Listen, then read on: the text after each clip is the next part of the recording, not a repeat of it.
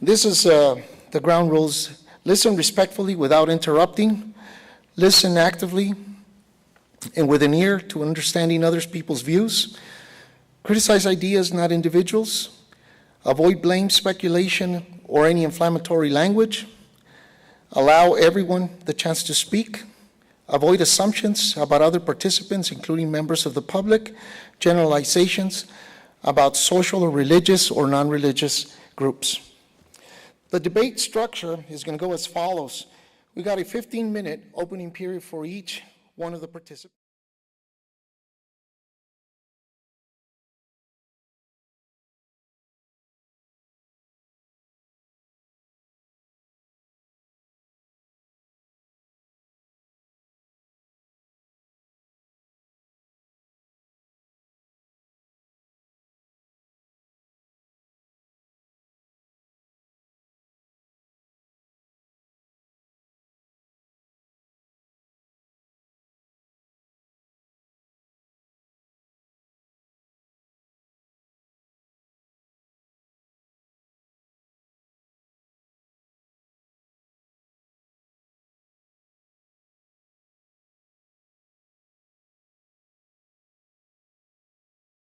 Topic.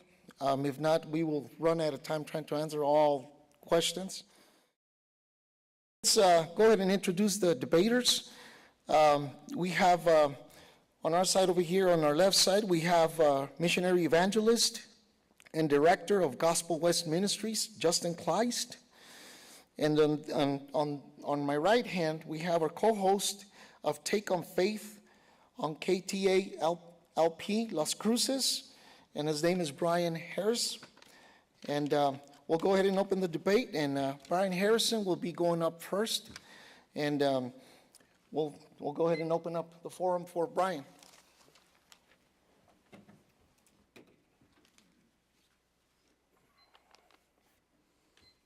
Good afternoon, ladies and gentlemen. Can you hear me? First of all, I'd like to thank you for coming out. I'd like to thank Mr. Kleist for doing the second in what I hope to be a long series of debate. And most importantly, I would like to thank our hosts. I know that people all across the world see their sanctuaries as literally just that, a safe space that they can go to no matter what.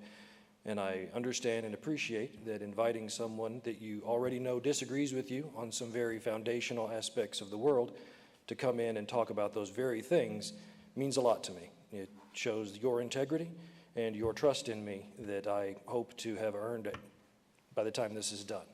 So again, thank you very much. On the topic of morality without God, I'm not going to say which God. That'll be up to Mr. Kleist. I'm fairly certain he's not going to argue for Odin, Wotan, and the other two that sounded snappy if it evaded my memory. So that'll be on him. All I'm trying to describe is morality itself. What is it? How do we exercise it?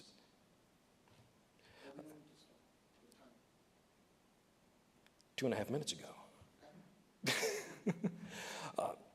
So what is morality? The dictionary defines morality as a framework for understanding the difference between right or wrong or good and evil. In modern terms, we usually think of being moral as how to act toward the positive of that, the good, toward the right or righteous. And so how do we actually achieve that?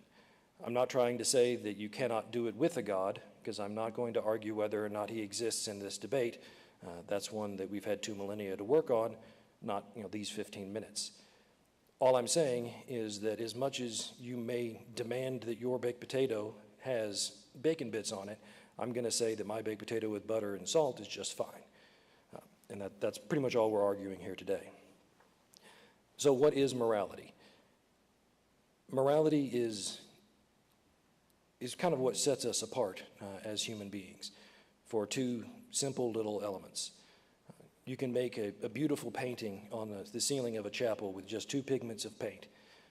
A simple stroke of a pen can evoke a gull floating on the wind effortlessly with nothing but a little bit of black on white paper. Our morality is something far more complex, far more beautiful, and uses a little more than ink. So the first element is what we call mirror neurons. They are the foundation for empathy. For those of you here that are old enough to have watched America's Funniest Home Videos, for those of you not old enough, it was basically YouTube before YouTube. Every time you would watch a video of someone getting hit someplace very uncomfortable, normally because they were doing something dumb, many of you will have felt yourself cringe or moved to close your legs very rapidly because you could almost feel it happening to you. Anytime someone is up in front of you public speaking and you blush because you're embarrassed for them, it's because you are feeling what's happening to them. These are literally hardwired into our mind. Anything that we see as similar to ourselves, we experience a shadow of what we see them experience. The more alike you see yourself to them, the stronger that will be. The more vivid the imagery, the stronger that will be.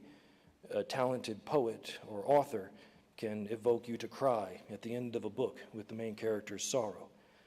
And this is all hardwired into our brains.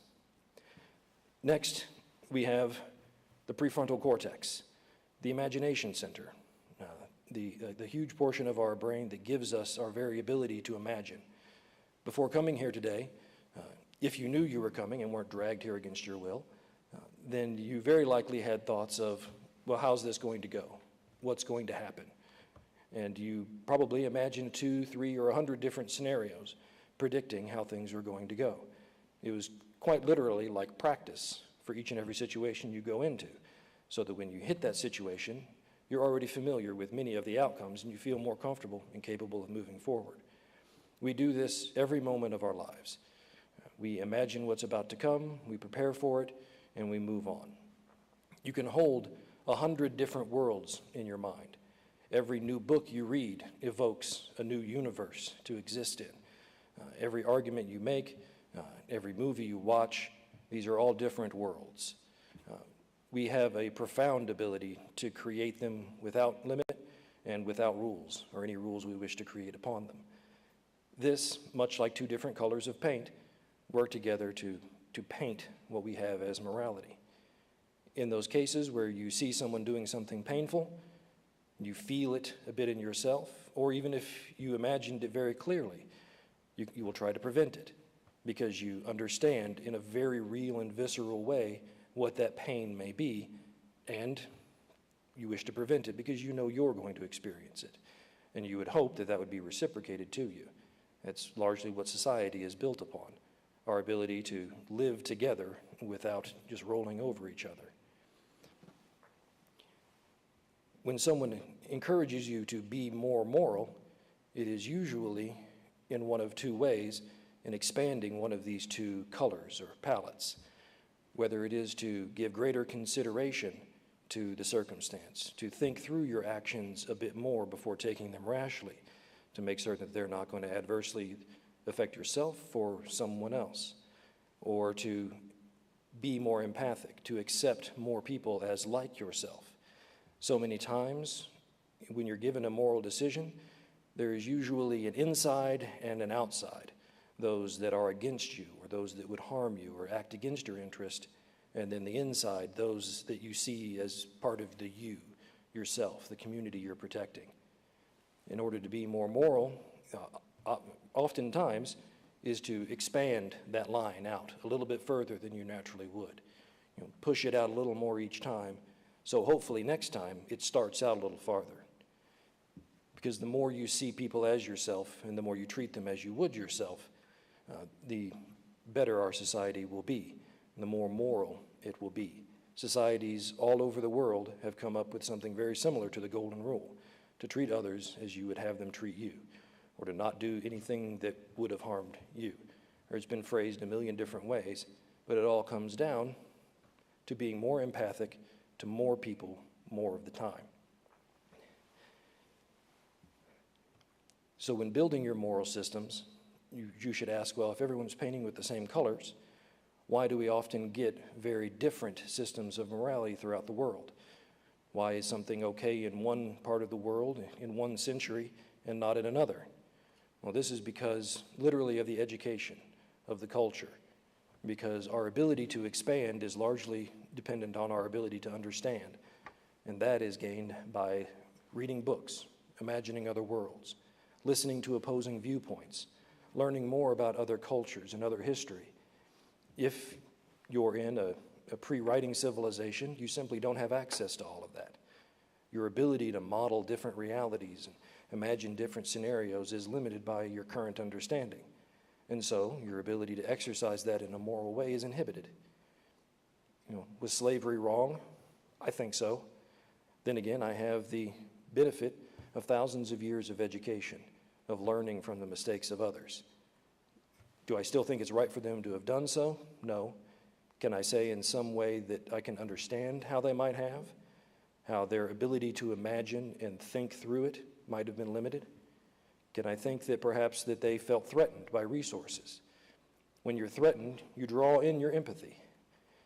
You want to protect those closest to you. And by that very nature, those on the outside get farther outside. And pretty soon you're able to dehumanize them, so much to the point that you own them as property. This is what it is to be moral. This is why morality changes every decade, every century, every mile, every country, every continent.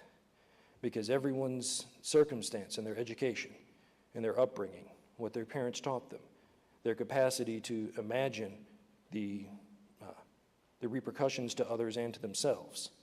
This all informs the interaction with our basic empathy. So largely the progress of civilization is not just marked by what kind of crops they can grow or the next generation of iPhone or the internet. It's about their ability to learn from others, to get better at modeling reality. You're often taught by your parents to think it through, imagine what it's like from their end. And that's exactly what you're doing.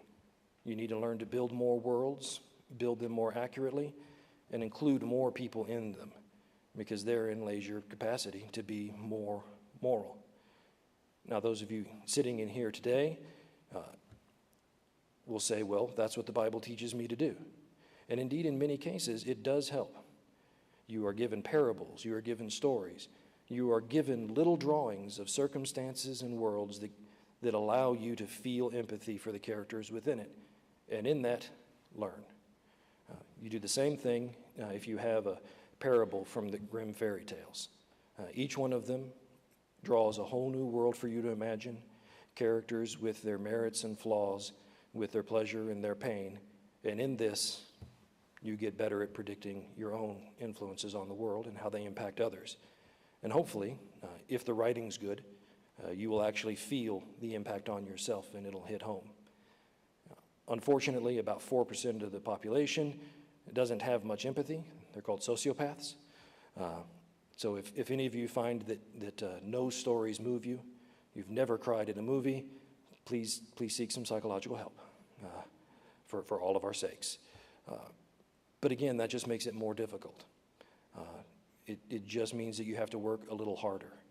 And so I ask the same thing that many parents ask when they're growing up, or when you're growing up, is to think more, to imagine more, to put yourself in their shoes, and to expand more people to your in-group, what is more similar to you.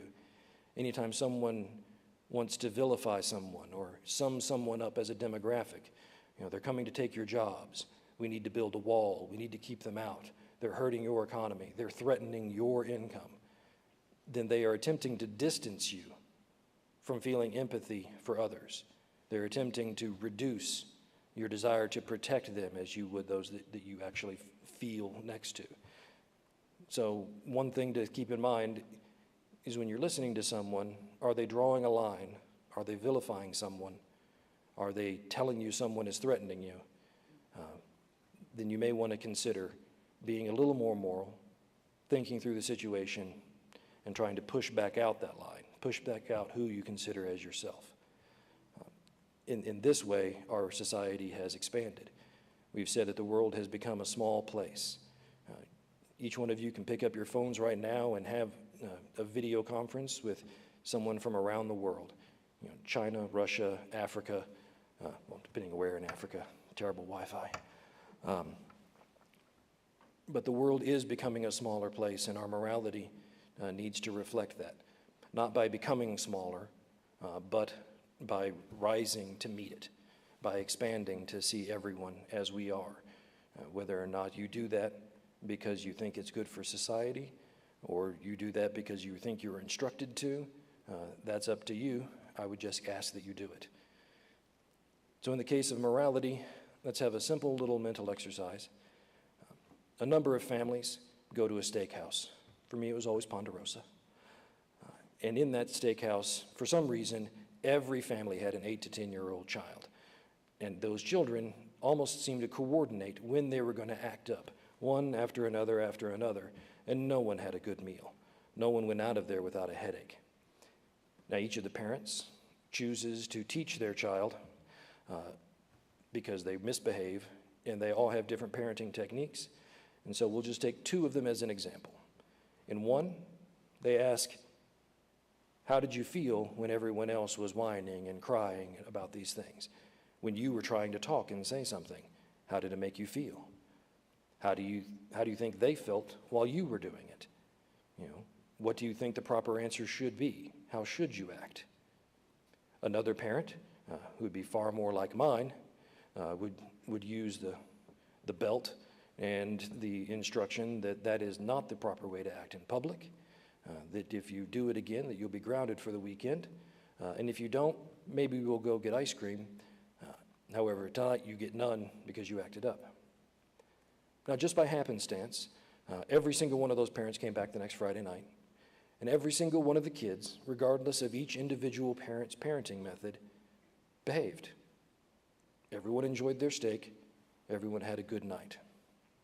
The question to you is, of the two children that we examined, which one learned to be more moral? Which one simply learned to obey? Is obedience moral? Good question. Thank you.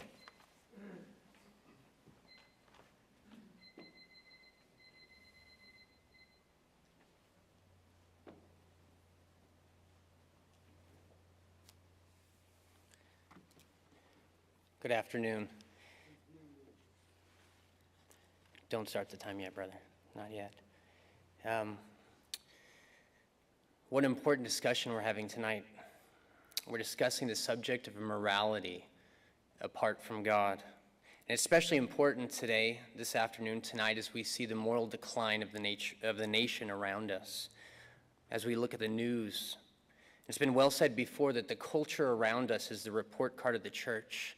And if this is true, we got to ask ourselves, how are we doing tonight? It's more important now than ever as the church of God to stand up and stand for truth and to proclaim Christ and to bring the gospel into conflict with the culture around us. It's important more now than ever. And before I start, I'm going to be reading some of the stuff that I wrote down and that I've been thinking about and studying about because I don't want to miss it. So forgive me if I'm going to be reading some of this stuff. You can go ahead and start the time, brother. I'm going to start off reading Romans chapter 1, verses 18 through 24. It's the word of God. It says, "For the wrath of God is revealed from heaven against all ungodliness and unrighteousness of men, who by their unrighteousness suppress the truth. For what can be known about God is plain to them, because God has shown it to him. For his invisible attributes, namely his eternal power and divine nature, have been clearly perceived ever since the creation of the world, and the things that have been made, so they are without excuse. For although they knew God, they did not honor him as God or give thanks to him, but they became futile in their thinking, and their foolish hearts were darkened. Claiming to be wise, they became fools, and exchanged the glory of the immortal God for images, resembling mortal man and birds and animals and creeping things. Therefore God gave them up in the lusts of their hearts to impurity. They exchanged the truth about God for a lie, and worshipped and served the creature rather than the Creator, who is blessed forever. Amen." We see when we look at the scriptures that Adam and Eve knew God face to face. When we look in the book of Genesis, Adam and Eve knew God face to face. They had fellowship with him, but the thing was, Adam and Eve wanted nothing to do with the rules and reign of God over their life. They wanted to be self-autonomous. They wanted to decide for themselves. When we look in the scriptures, Adam and Eve wanted to decide for themselves what was good and what was evil. We'll decide for ourselves what's right and what's wrong. And we see that every man and woman born since this has been the pattern, that man wants to decide for himself what's right and wrong so that he can be self-autonomous. As we just read, Romans chapter 1 declares that there's no such thing as a person who lacks knowledge of God's existence, but that all men have knowledge of the triune God, but that they push, the thing is that they push the knowledge of the triune God out of their thinking so that they can be self-governed and self-autonomous. To say that a professing atheist lacks a belief in the triune God is true in the sense that they lack a saving belief and faith in the triune God. However, all professing atheists have knowledge of God. The problem is that when the atheist pushes the triune God from their thinking, they are reduced to absurdity. In the Christian worldview, the triune God of Scripture is at the center of all things. Out of the character and nature of God flows absolute morality, absolute truth, and absolute human value and dignity and worth. Murder is wrong because God's not a murderer, and all human beings have intrinsic value and worth because they're made in his image and bear the imago Dei. Lying is wrong because God is not a liar. The triune God of Scripture is the ultimate standard of good, he is the ultimate standard of justice, and he is unchanging and immutable in his nature. Therefore, anything that goes against or falls short of the character and nature of God is immoral. Murder is always wrong and will always be wrong despite the opinions of fallen man, because God is eternal and unchanging, and he sits outside of mankind's experience. However, the professing atheist who has pushed the triune God from his thinking now has to account for things like absolute moral standards of right and wrong, and intrinsic value and human worth. But how can the atheist account for these things? I want you to think for a minute. After all, in the atheistic worldview, in a naturalist atheistic worldview, we are just accidental mutated bacteria at the end of a long process, stuck on the surface of a little rock, just a speck of flourishing bacteria in a remote corner of the universe for a brief moment in time, headed for ultimate heat extinction death. We're a successful virus and nothing more. There is no soul in this worldview. We are merely biological bags of material. So how on earth does the atheist jump from their claim that we're just flourishing bacteria on a rock to we shouldn't murder, we should treat people with respect, we shouldn't lie, you should be nice to your children, we should help the homeless, love others, we should protect, empathy. They make these huge appeals to human value and worth, but the problem is they cannot justify these claims in their worldview. Why should bags of biological material treat each other nicely? Why should evolved bacteria not hurt one another? Who cares? Too often, you see, we let the atheists talk about and make claims about intrinsic human value, human flourishing, life's purpose, empathy, protection, all these things, advancement. The atheist will often start talking about sometimes the God of the Old Testament and how he supposedly advocated for slavery and how he ordered the nation of Israel to kill other nations in battle. And as Christians, we'll start providing the answers to these questions. The only problem is no one's addressing the underlying presupposition. No one's addressing the elephant in the room, namely, how on earth can the atheist even ask this question in the first place? Let me give you an example that'll kind of help us understand this. The atheist is essentially saying that humanity is nothing more than a successful virus clinging to a speck of mud, suspended in endless nothing. But all this bacteria on this rock should treat each other nicely so that our virus can grow, even though there's no reason or purpose for our virus to prosper because we're going to soon cease to exist when our star burns out. How on earth does the professing atheist get from we are highly evolved bacteria to huge ethical and moral claims of we should treat each other with respect? David Hume and a lot of other atheist philosophers have thought the same when they've come to the logical conclusion. David Hume, an atheist thinker, he said this, quote, "The life of man is of no greater importance to the universe than that of an oyster." Who cares? See, the atheist says sometimes as a species, we've learned that if we do not treat each other right, then we'll not flourish, or it'll harm our society and our survival on this planet. If we don't treat each other right, they won't treat us right, and then our survival won't go on. We got to learn to treat each other right. But you see, this claim already presupposes things like human flourishing. Why should accidental mutated bacteria stuck on a small rock headed for extinction survive a little longer? Who cares? Or why should this evolved bacteria flourish a little bit longer before extinction? Who cares? When the atheist pushes the triune God out of his thinking, he now must invent his own idea of right and wrong without God. But it's all subjective, it's all opinion, it all comes from man's own mind. The atheist must come up with his own man-made theory, sometimes called utilitarianism is one of them, of what's right and wrong. And they'll say things like, the morally right choice is that which produces the most happiness and reduces the most suffering. The right thing is what produces happiness and reduces suffering. That's what's right. But once again, this man-made theory presupposes that mutated bacteria in a rock should be happy. Who cares? Why should mutated bacteria in a rock headed for extinction be happy? And what in the world do you mean by happy? Which bag of biological material came up with the standard of happiness anyway? I want to read from you a poem from a modern atheist thinker. There's a little snippet from his poem that comes to the logical conclusion of this worldview. He says, "Is there a God? No. What is the nature of reality? What physics says it is. What's the purpose of the universe? There is none. What's the meaning of life? Ditto. Why am I here? Just dumb luck." The professing atheist says, look, we do moral things. It's not just the Christians. We care for others. Of course some professing atheists do. The question is why? The question is not can atheists act in a moral way? The question is why? In your worldview, how is there any justification for this? The problem is that the professing atheist cannot account for why they should do these things at all. The question then becomes, why do atheists keep making emotional appeals to things like human value and worth and morals when they believe themselves just to be evolved bacteria? Why are they making these claims like we should flourish, we should prosper, we should protect one another, there should be empathy, we should care for our children? Why are they making these claims? Ask yourself that. It's because the atheist has been created in the image of God, and they bear the image of God, and they have sufficient knowledge of him. And as hard as they try to push him out of their thinking, they simply cannot. It's like holding a beach ball under the water in a swimming pool. It constantly pops back up.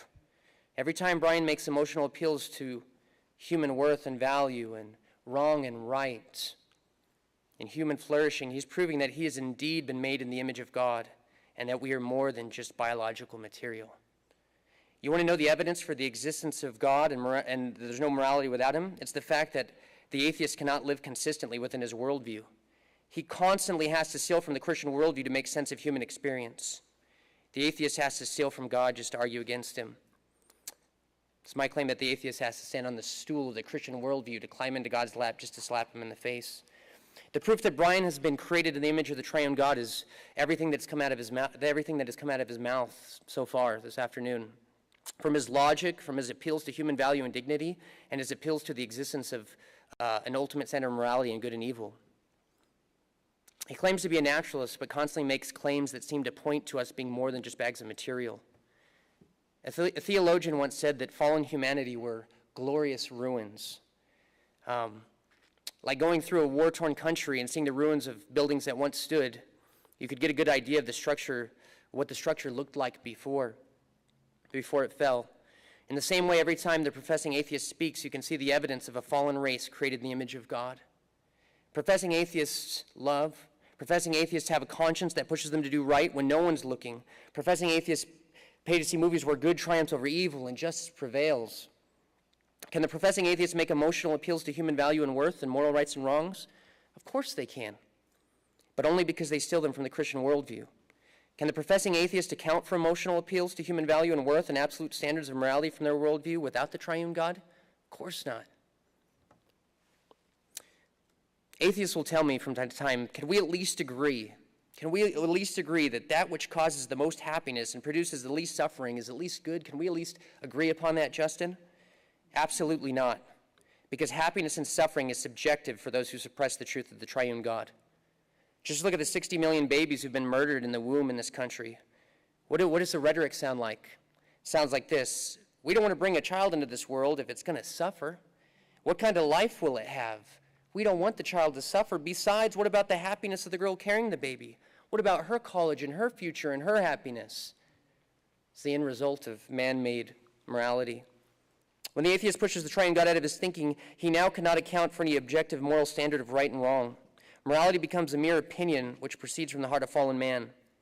You want to know what an opinionated, subjective morality looks like? It's a morality that says bacteria on Mars is life, but a heartbeat on Earth is not. That's what it looks like. It's a morality that says fish eggs are protected by law, but a baby in the womb isn't. It's a morality that says killing a baby turtle in an egg is deserving of jail time, but killing a baby human inside the womb is a human right. It's a morality that dares to look at God bringing justice against nations in the Old Testament, nations that were burning their children alive, and saying God should have just let him be. He should tolerate these things, and because he does not tolerate these things, I question his character and moral perfection. The atheist also says things like morality, and here's one thing that was interesting I want you guys to hear is that Brian has said that morality, think very clearly about this now. Brian says that morality has improved. With our education, as we grow, as we look over time, morality has improved and it's gotten better, right? He said it's gotten better. Now think about this. This statement that morality has improved and gotten better proves the existence of the triune God, right, when it came out of his mouth. You see, when atheists say that morality has improved and gotten better, they're saying it has gotten closer to some ultimate standard of morality, or the best standard by which we can measure it. For something to get better, there must be a best by which it's measured. It's growing closer to something, is it not? But what is this ultimate absolute standard of unchanging morality to which he keeps appealing? It's the God of the Bible that he knows to exist. And he is a mirror. The image of God comes out of him as he speaks. As he speaks, you can see it. One last thing I want to address is this. He said that through education, as we grow, through education and through, as society learns more, that we become more moral. It's not a fact. You know, in the last 100 years, we've went from wagons to space stations. We went from wagons to space stations, right? There's been more education, there's more transfer of knowledge on our phones. But do you realize in the last 100 years, we've murdered more people than the previous 19 centuries combined?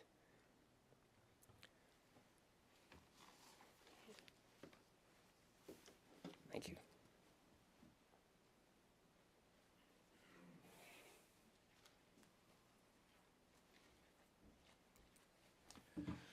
All right, now we're going to be moving on to the question for answer, and they will be up here, sitting close to each other, and they will be discussing. Justin will get the first question, but before we start that, I have a question for both of these gentlemen. We both agreed on the question, and this question goes for both of them. Since we're dealing with the issues of morality, this is the question for both. It says, what is your moral conviction as to why you do what you do? In the case of Justin, he's an evangelist, and in the case of Brian, he has a show which he voices his atheistic views. So the question is, what is your moral convictions as to why you do what you do? And then you can address the answers to the public. You want to do it from the podium or sitting? You guys can, from the podium. Go first or second? You can go first.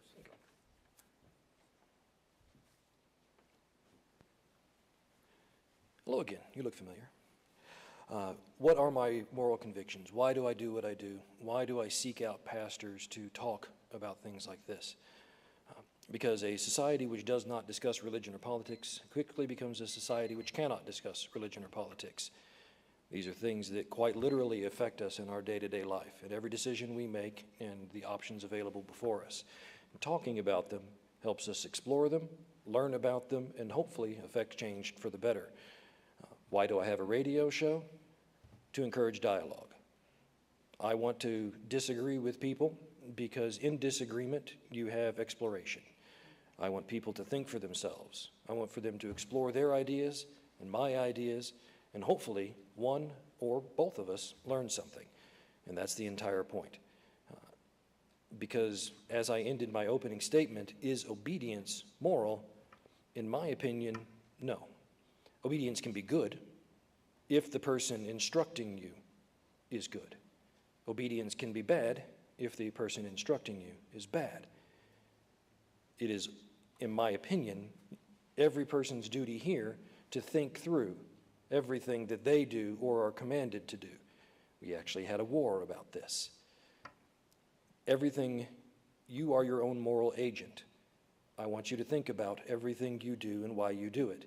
If someone commands you to do something good, and it is good, more power to you, have at. I just want you to take that step. I don't want anyone coming forth and saying, well, I did it because I was told to.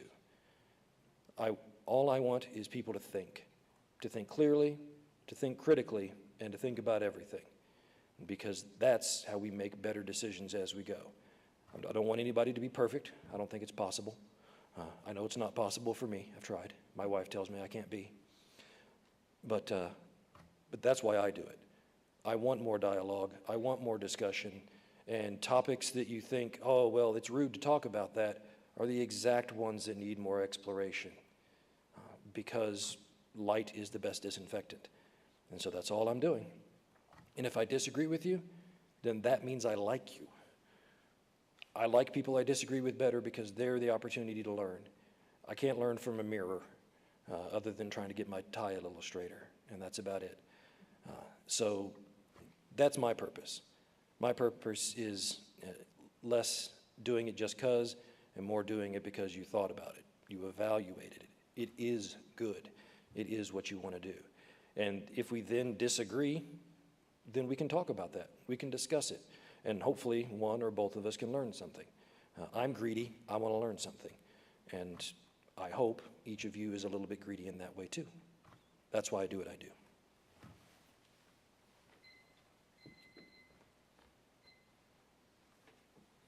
Okay, the question, why do I do the things I do?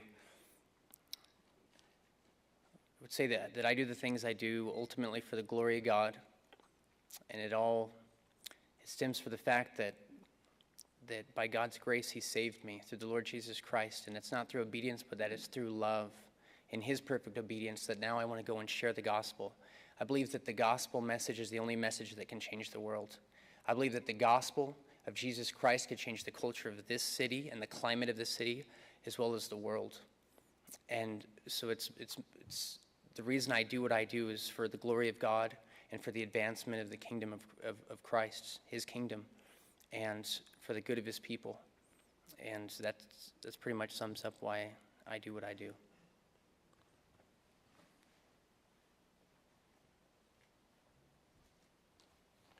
Okay, now we will, since we heard their answers, we will open up for the open discussion.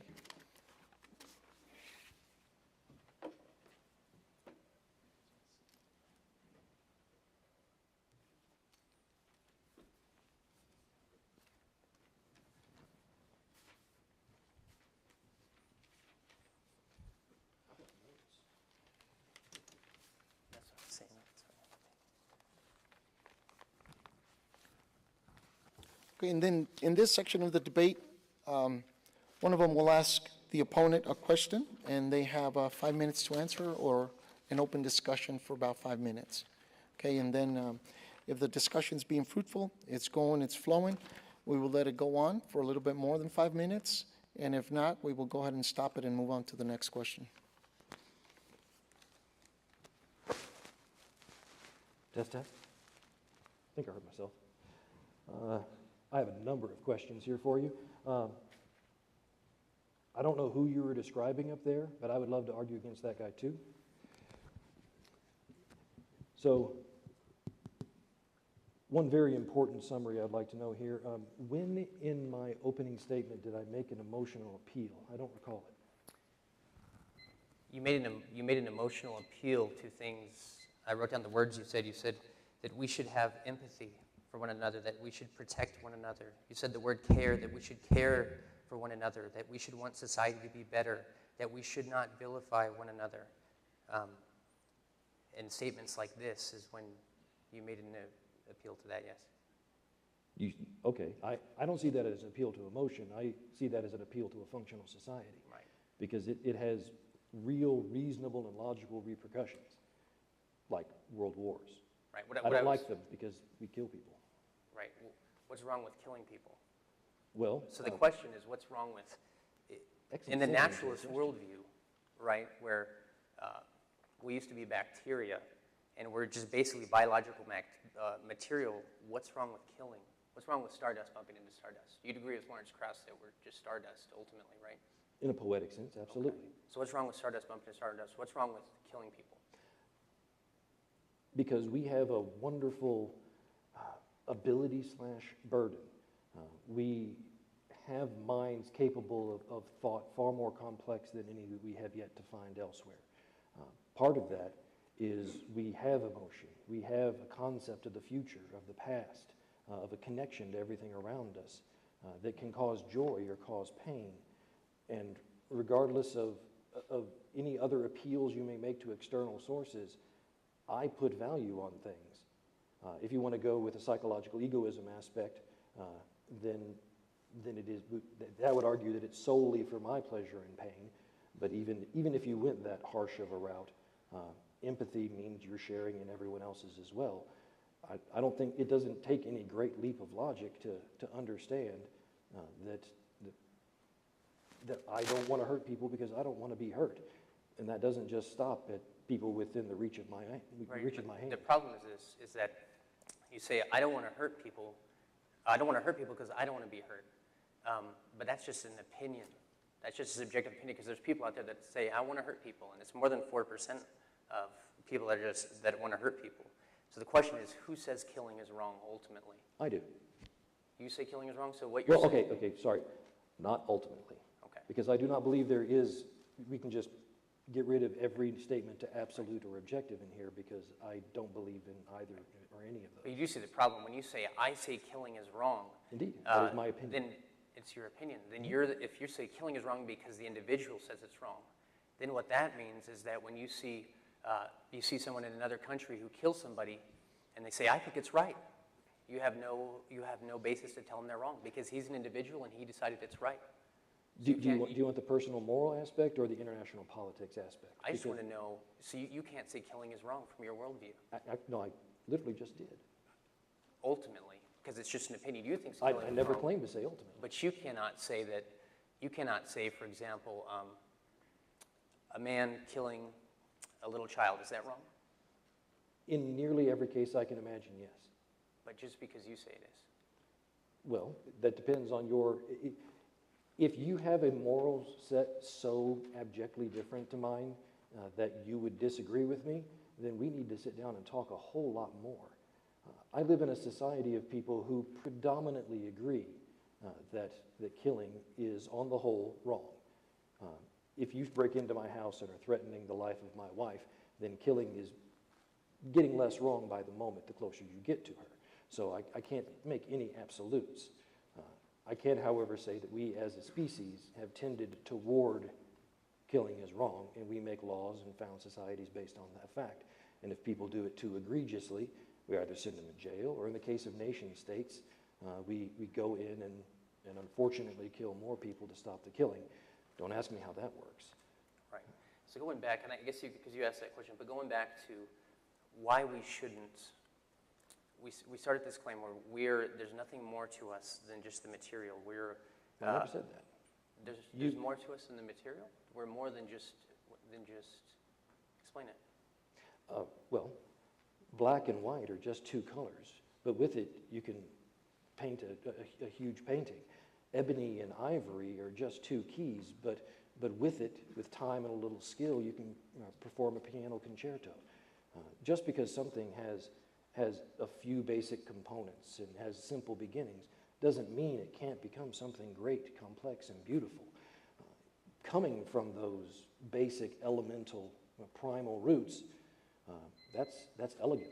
That's beauty. Gentlemen, beauty doesn't require complexity. Can we move on to the next question? Now it's your question to him. Okay.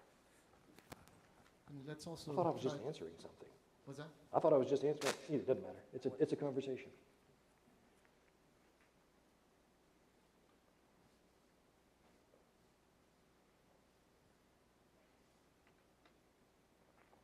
I guess I'd ask you this question. I guess it was kind of the same question I asked you again, but by what standard is anything right and wrong, and where does the buck stop ultimately? The buck stops at moral agency. Every person is responsible for their actions, even if they took those actions simply as obedience to another source. You are responsible for what you do, which is why I entreat upon everyone to analyze what they do and not just obey. Oh, I think that thing is scraping up against the hair. That's what makes it nice. No, it's on mine. You don't have any hair on your shirt. No. I don't think. So, well, on that question, with just probing deeper, looking at the Holocaust, we would agree, I think we both agree that the extermination of the Jews was wrong. I would agree.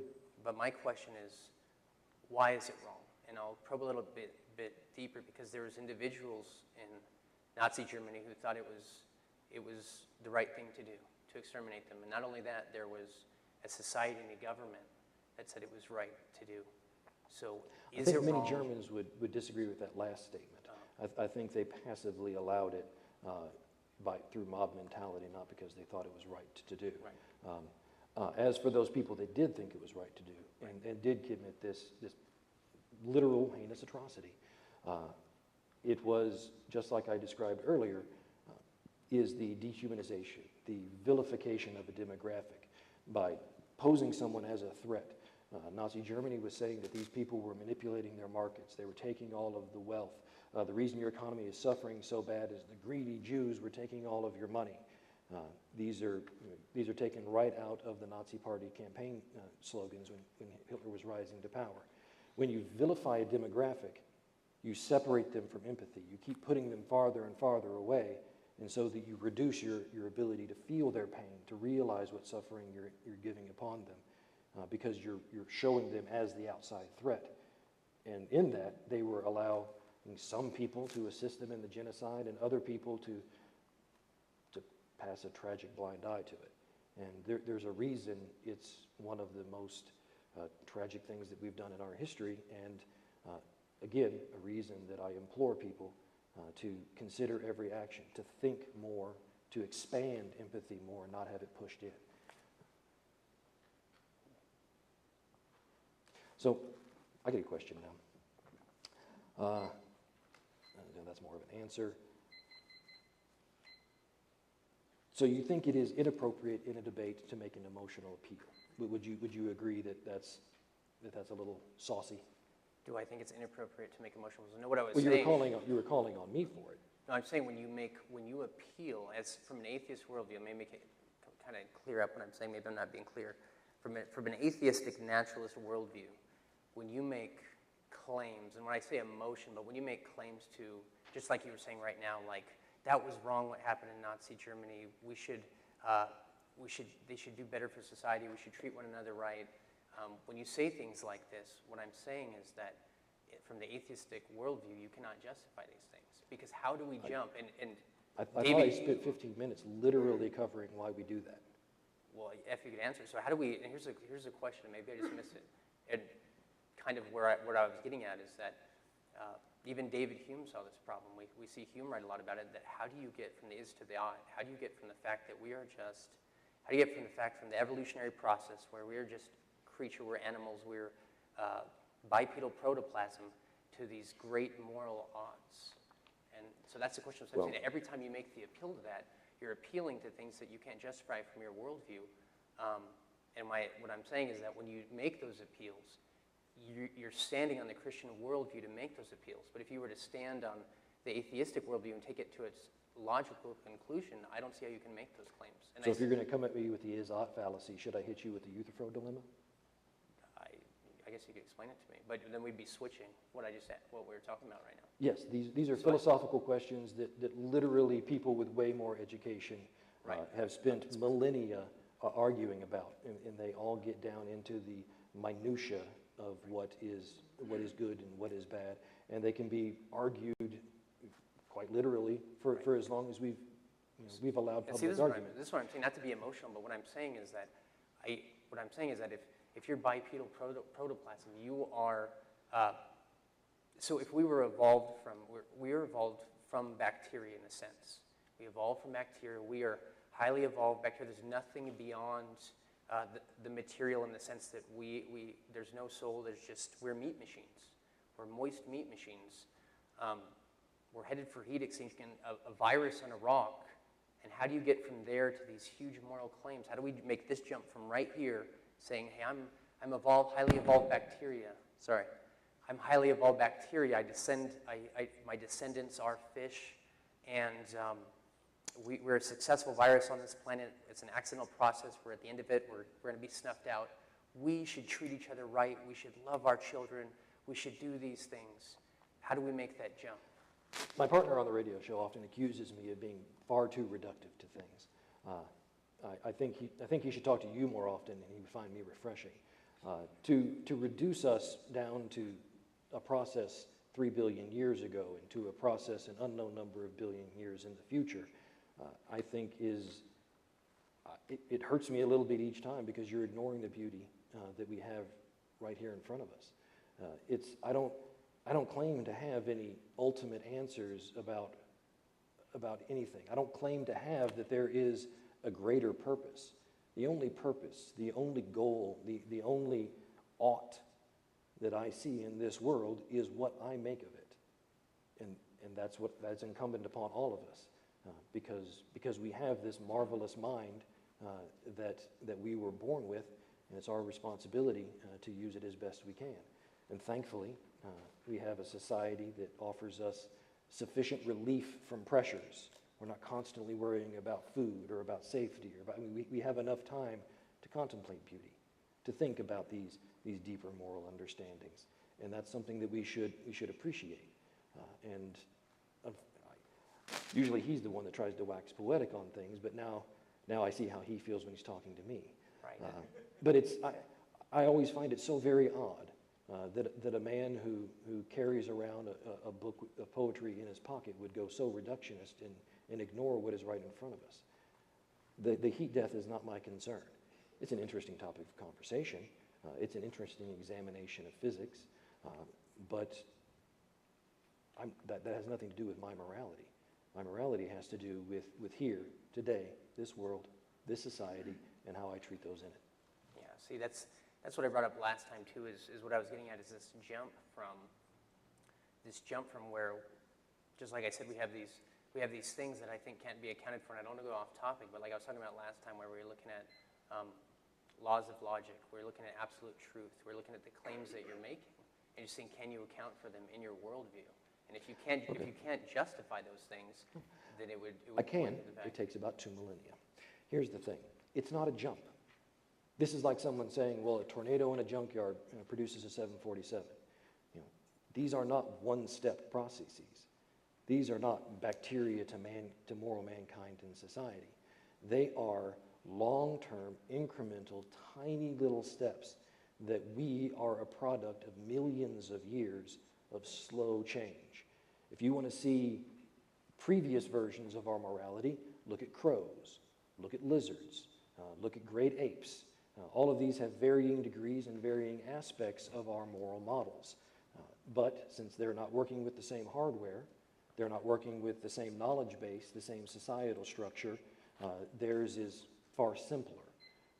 Something like a crow or an ape have a concept of fairness and of mistreatment. In experiments, you will see them actually moving to make a system more fair or refusing to be treated preferentially while their friends are not. And these are fundamental aspects that are a few steps before us. And perhaps in a few million years, they might be sitting here having this conversation. But it's not a jump. It's not a leap. We just happen to be the benefactor of countless tiny steps in our past. Can we go ahead and move on with the next question? Well, this is more of a conversation. I don't even know who asked that question. I did? Okay, go for it. Oh, it was my question? Sure. I don't remember who asked the question. You mentioned the fact that our morality was improving and getting better. So we'll get to that, how you mentioned our morality is improving and getting better. But what do you mean when you, like I said before, when you say morality is improving and getting better, in order for something to be better, there has to be a best. There must be a best. So what is this best that you're appealing to? In order for a tower to be tall, must there be a tallest? In order for a tower to be tall, Must there be an absolute height at which okay. So by assuming a goal, you are adding something that simply doesn't exist. I don't know what, I make no claims to absolute. I make no claims to objective, except for the objective of an objective reality. But that's beneath us, not above us. You make no claims to absolutes? Correct. Are you absolutely Sure about that? Would you like to play more word games?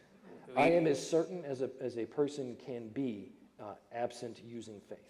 Okay. Well, yeah, so you just said that you make, you're not absolutely certain about anything, and I asked you if you were absolutely certain about that. I will repeat from our first debate. If I were to give you the most precise wording of my beliefs, we'd be here all day because the 99.9s would go on forever. But I do not claim 100.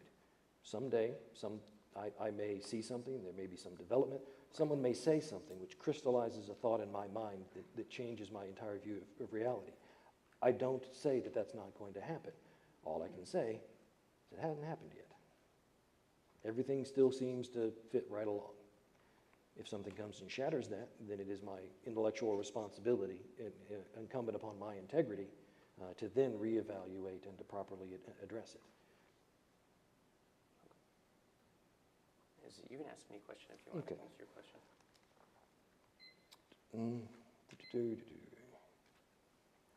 Let's see. You already covered that one for me. If not, I get a question for you. In your talking about God's absolute morality, the unchanging, immutable God, that God is not a murderer, God is not a liar, what is the explanation for the elimination of all the Midianite scourge? Okay. Go into the valley of the Midianites and kill them, every Right. man, woman, and child. Keep their cattle and their land for yourself. Mm-hmm. Thankfully, specifically in the Midianites, he didn't say to keep the unwed children. Right. That's So a plus. Would we ask questions when we look at, the Canaanites, the Hittites, and we look, it's not all nations, but when we look at these 6 nations, can you hear me? When we look at the 6 nations that God brought justice against in the Old Testament, it is true that God brought justice against them. But I think in your question, there's there's some faulty assumptions, and I think it's. I was just quoting scripture. Right, but no, you said, what about this, right? So it's not murder because God said it? Well, let me answer the question. The thing is when you make that, in your question, there's an assumption. Basically, the first assumption is this, is that God must be tolerant of all things. So your assumption the underlying assumption, is that for God to be good, he must tolerate all things. But this is not the case. You see, for anybody to be truly good, he must be intolerant of things. For example, if I were to say, if we were to, anyone who tolerated, for example, child rape, anyone who tolerated child rape, you would say that's wrong. You must be intolerant of child rape. If you are truly good, you must be intolerant of that. Not only must you be intolerant of that, but you must come against it full force if you're truly good. So if any being who tolerated everything now becomes evil, so to truly be good, you must be intolerant of some things.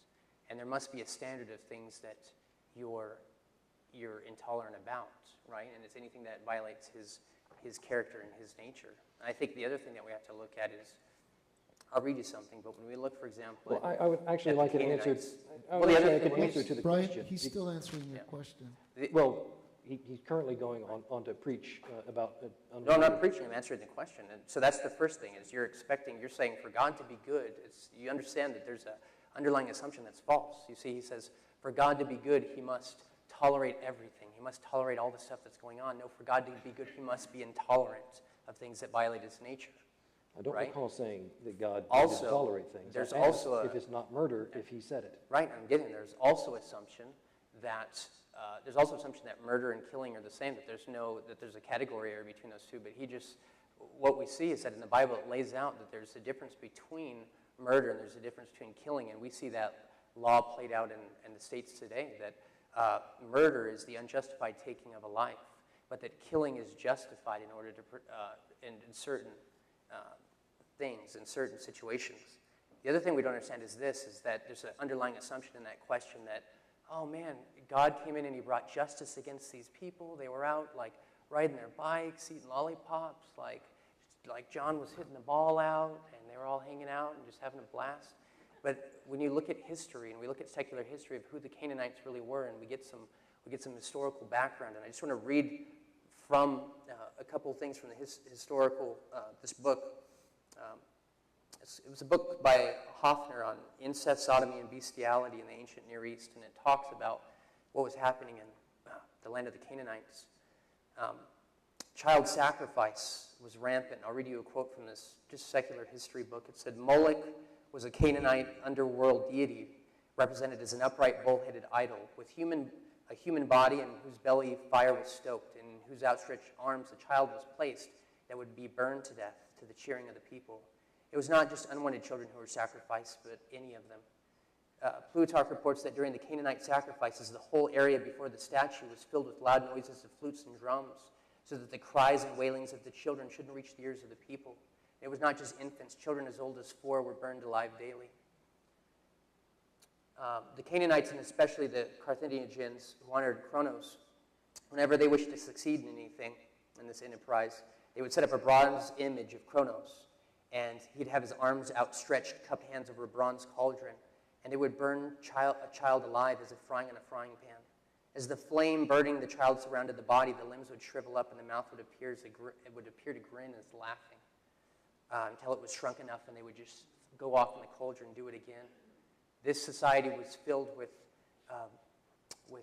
child rape and bestiality. We have quotes from this society that some rituals specify that an actual animal be tied to bedposts. And I don't know if there's any young children in here, but I can't even read out of this history book. It says that at the head of the bed was tied a deer, and at the feet of the head of the women, they would often say would tie a ram, and in the houses they would be intimate from boys to little girls to women, and it was not the place that you think. So is God tolerant of all things? No. Does God bring justice against sin? Yes. That's the message of the Scripture, that God brings justice against sin, but He's also merciful in that He sent us a Savior. So does God bring justice? Yes, because He is good. Any good person would not put up with that. So, what you are saying is that it wasn't murder to kill an entire people in the Valley of Canaan. Well, God, the first thing is there's a distinction between murder and killing, but if God is the author of life, if He I'm can really give just life, asking a yes or no question. Okay. Well, it's not a yes or no question. Well, It's not a yes or no question. Was God a murderer? Is that what you're saying? well, God's that was the triune God of God is Scripture not is a- okay, the author of life. He can give life and take life. He can give life and take life. That's right. Okay. Which is it? He says it because it's good, or it's good because he says it? Say it again. Does God command things because they are good, or are they good because God commands them? No. Things are good because they coincide with His character and nature. It's not something arbitrary. It's not this arbitrary standard outside of God. This goodness, this ultimate standard of right and wrong, does not just this ultimate standard that exists outside of God. He is in Himself good, and out of His character and nature do these things happen. So it's neither. So he has no decision making. So you're stating an absolute good. Is that fair to say? That God is the absolute standard of good, yes. Okay, and that is unchanging, immutable, to use your words. His character and nature is immutable. Okay, Is it by chance? so if My he is turn to ask a unchanging Yeah, and it's immutable, your turn to ask a question. he by definition can't do anything. That's what unchanging means. Right, He's decreed from eternity past all those things that will come to pass. Oh, so everything that So happens he is at already- his decree. Okay, so now it's his turn to ask the questions. You asked like 5 questions in a row. So let's go ahead and give him a chance. Trying to get a yes or no out of murder. I said, yeah, God doesn't murder. God has the ability to give life and take life. If God takes life, it's not murder. No, I have a few Yeah. billion So- gravestones that so disagree with you. that's the answer, okay? How much time do we have left in the whole question and answer period, so I know which We question still to have ask? 5 more Bah, minutes. he'll 5 more minutes. He'll stop us, just ask. Oh, okay, yeah, just a simple question, and I guess, what would be your thoughts on, I'm just curious, your thoughts on abortion, and it is a moral topic, your thoughts on abortion? I think it's a hugely emotionally laden topic, and when it comes right down to it, there is no one answer, because it is impossible to place one entity's rights above the other, the right of the mother versus the right of the fetus. We as a society have socially placed some rights into the fetus, and of course the mother has her own rights inherently as a person as well.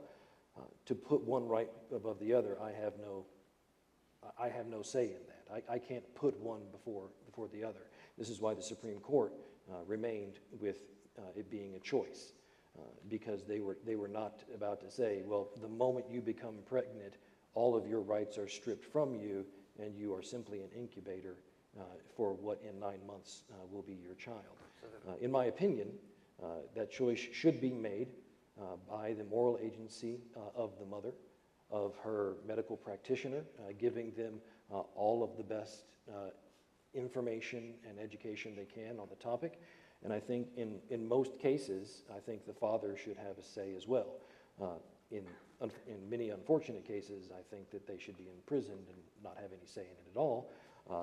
But in a case where they're still involved and they are still a couple in a relationship, I think they should be involved in the conversation as well. But ultimately, I cannot abridge the rights of the mother. So a woman should be allowed to kill her child. I notice you speak Latin. Fetus is just Latin for baby. So I noticed that you say that Is it? I don't speak Latin. Well, you do. You just said fetus. It's Latin for baby. I also know vini vini vici, but it doesn't mean I speak Latin. So it's a baby. So you're saying that the woman should have a right to kill her child if she has good counsel from her doctor? I said I cannot abridge either right.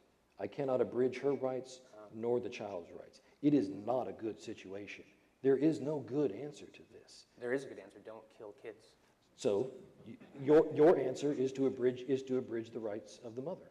My answer, and I disagree with you. Yeah, I think that every situation needs to be carefully considered with all of the information, all of the context, and that is available to the mother and to her healthcare provider, and in ideal situations to the father. Yeah, you're absolutely abridging the rights of the mother. You're saying you do not have the right to kill your child, and we're not. It's not opposing choice. It's saying you have a choice for adoption, you have a choice for abstinence, you have a choice to not have sex, but you cannot choose to murder the baby. So I would say that when we look, especially this conversation right now is very telling of our morality apart from an objective standard. That this conversation right here is just real revealing that that without this objective standard, it's okay for the woman to have a choice to murder her baby. And the thing is that how far does it go? Right now they're talking about the fact, and it's legal in some places. I know of cases where it's in New Mexico where they go for the third trimester abortion, where right before birth they poison the baby. They inject it with poison, but sometimes the poison doesn't take and it's born alive. And the woman has that, at that point she can decide to let it expire, so they'll set it on a table and it'll sit there and wiggle and cry, and they'll leave it and expose it to die. And they're just talking about that in Virginia as well. It's a wonderful appeal to emotion with emotional imagery. Murdering children is not appeal to emotion. It's the result of indeed, and then of from a us morality looking apart from from the outside and simply giving the most horrific image we can is not a well-reasoned evaluation of the circumstance. I think it If you'd be so exposes- kind, Gentlemen, we only have one read more for me the minute section of the Bible where it before talks we about abortion. go into the next phase of the debate. What's that? One more minute, and then Okay. we'll go into the next phase of the debate. Read which is for me the conclusion. passage, I think it's, Numbers 21, where they talk about abortion. No, actually, the passage that talks about murdering a child in the womb is actually, I think it might be, you can double check me. Well, Somebody- there's a number of murdering the child I'm in the gonna answer womb, your question. including at the If- command of I Moses know, as but he you're came down changing from the the mount. subject. It actually, you guys can look it up. I don't know what book it is, but it says that if two men are fighting and they bump into a pregnant woman and the baby dies, that man's to be put to death. Look that up. And it also says that if a man has been away at war and he comes back and his wife is pregnant and the mental math doesn't work up and he thinks that he has cheated on her, that he is to take her with the priest into the temple, wherein he will mix up, it was like bird bones, sheep guts, some dirt off the floor, put them together, pray to God, and administer it to the wife. If the fetus is aborted, then she cheated on you. If it is not aborted, then the son is yours. I believe Numbers 21. You gotta give us a verse so we can double check you. Is it All Numbers right, guys, 21 something? we're moving on Yeah. to the next. Oh. which is a conclusion. Okay, who concludes first? I'm in the positive. I go first in each iteration. Okay, go ahead.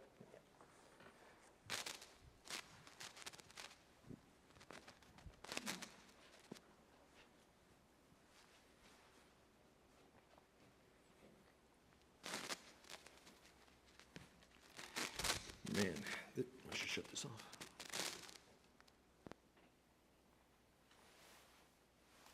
Can't hear my beard anymore, so it must be off. Man, this stage is really high. I feel I should have a parachute on.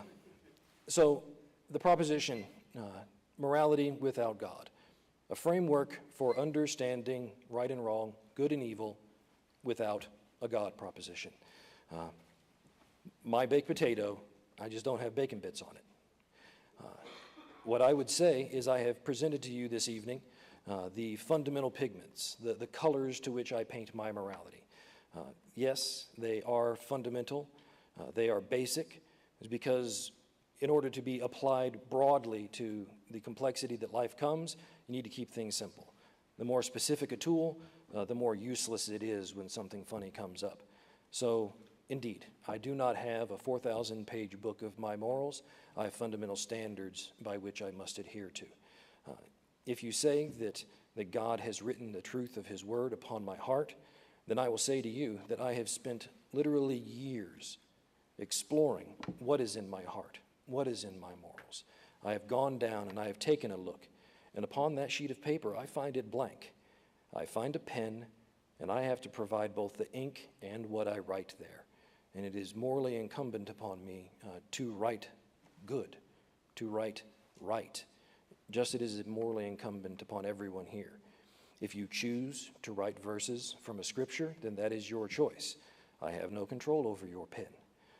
I would ask that you choose your scripture carefully and make it the good stuff. Those of you who do, join me in a moral society. Join me in acting to broaden your empathy to others, acting to be more considerate, to give more thought to your actions. For carelessness often breeds mistakes and pain, just as ignoring the plight of others does. If you take back and you trace back the recursive, well, why this, to why this, absolutely, you're going to get to an I don't know. And depending on what road you go down, that I don't know, maybe yesterday, it may be 4 billion years ago, it may be 14 billion years ago. But the answer to an I don't know is not, well, obviously, here's a 4,000-page book from between 1,600 and 3,500 years ago. The answer to I don't know is I don't know. It's a call to explore. It's a call to keep searching, to give more thought, to expand more empathy, to remember what it was like to feel when you were wronged or when you perceived as wronged, to see through others' eyes. I don't know is an invitation to change. It's an invitation to learning. It's not an invitation to presupposition, to someone standing up in front of you and telling you what you should believe. I don't believe in absolute right and wrong. I believe that they are the sky. There is no ceiling to the sky. There is only trying to get higher and higher. There is no ultimate building. There is no ultimate tower. There is just us doing everything we can to put more bricks on top of it and not knock down the hard work, the steps that those have come before us. That does not require a God, whether it be the God of the Bible, the God of the Bhagavad Gita, I'm probably mispronouncing that, any God you choose throughout history. Odin said that he would protect you from the frost giants. There are no more frost giants, you're welcome. But I don't listen to him any more than I do the others. I'll listen to his parables. I'll listen to his poetry. I'll allow them to draw worlds within my mind that let me imagine the plight and the pleasure of others so that I may be better informed in my future decision makings. Parable and poetry, stories and lessons, these are wonderful tools, and I encourage you to read the Bible because it has a ton of them. There are literally chapters called Psalms. Songs, poetry, parables, read them all, learn from them all. But as I said before, I don't believe obedience is morality. Obedience is handing over your moral agency to someone else and trusting that they are moral. I just ask you to be your own moral agent, think more, and feel more. And in this, we have simple colors with which we can paint a beautiful society. And that's all I want to do. So please, join me.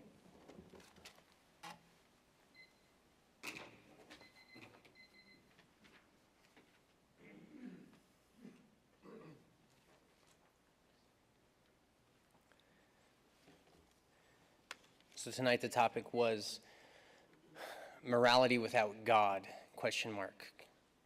What I'm saying is not that atheists can act in a morally acceptable way. The question becomes why? Can they justify any morality from their worldview? And what's the result of a man-made objective worldview? Brian just said that he said he looked into his heart and he saw that it was blank. The scriptures say that the heart is deceitfully wicked above all things, and who can know it? That's what God says. Brian says, join me in a moral society. He's just said, I call you to explore. We want you to come in. I call you to explore. Join me in a moral society. But we don't want that type of morality. We don't have a morality that says a mom should have a right to murder her child and that it's a mom's right to murder it in the womb. Come explore this with me, guys. No. God says that it's a life.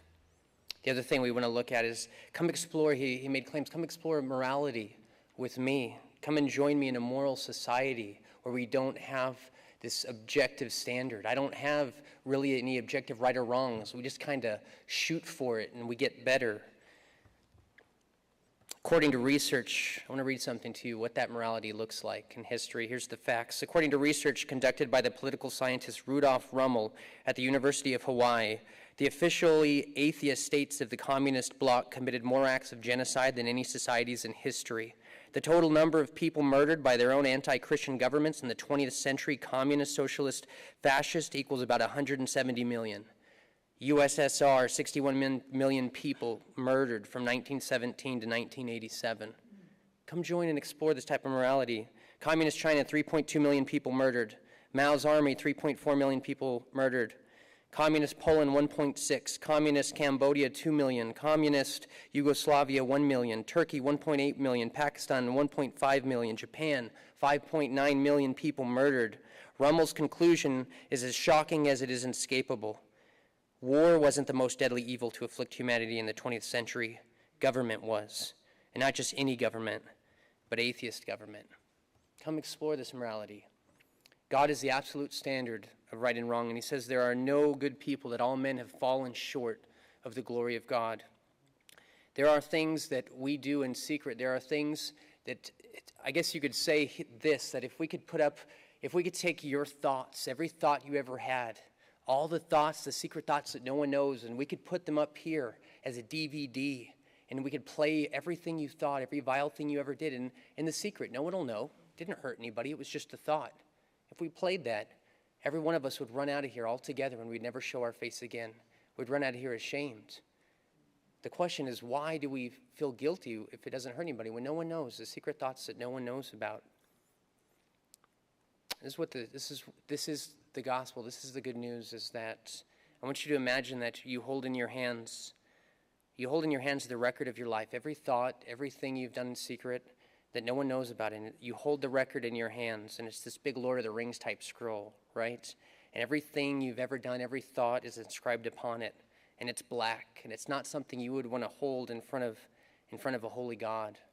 And I want you to imagine this. This is the gospel, that Jesus Christ himself stands in front of you. And I want you to imagine it's 2,000 years ago and we're at the foot of the cross, okay? And in your hands you hold this record of your life, and from the moment you're born, you've done nothing but sin. You've done nothing but fall short of this God's absolute standards.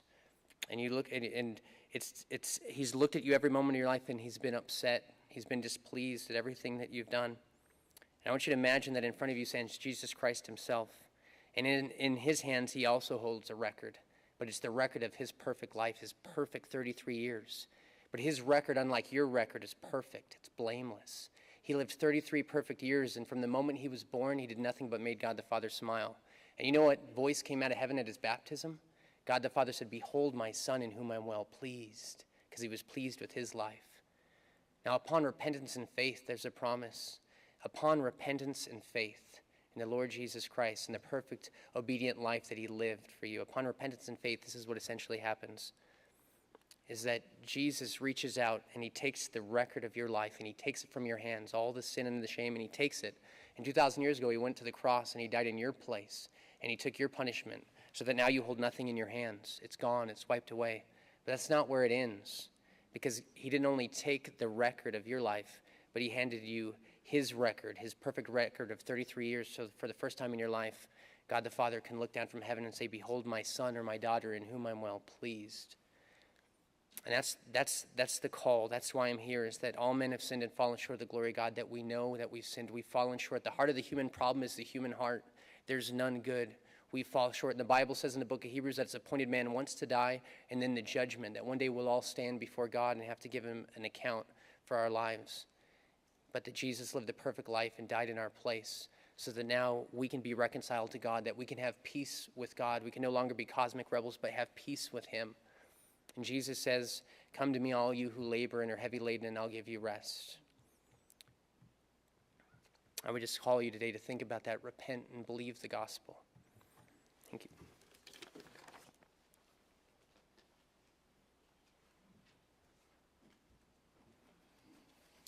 Okay, now we will be moving on to our Q&A from the public.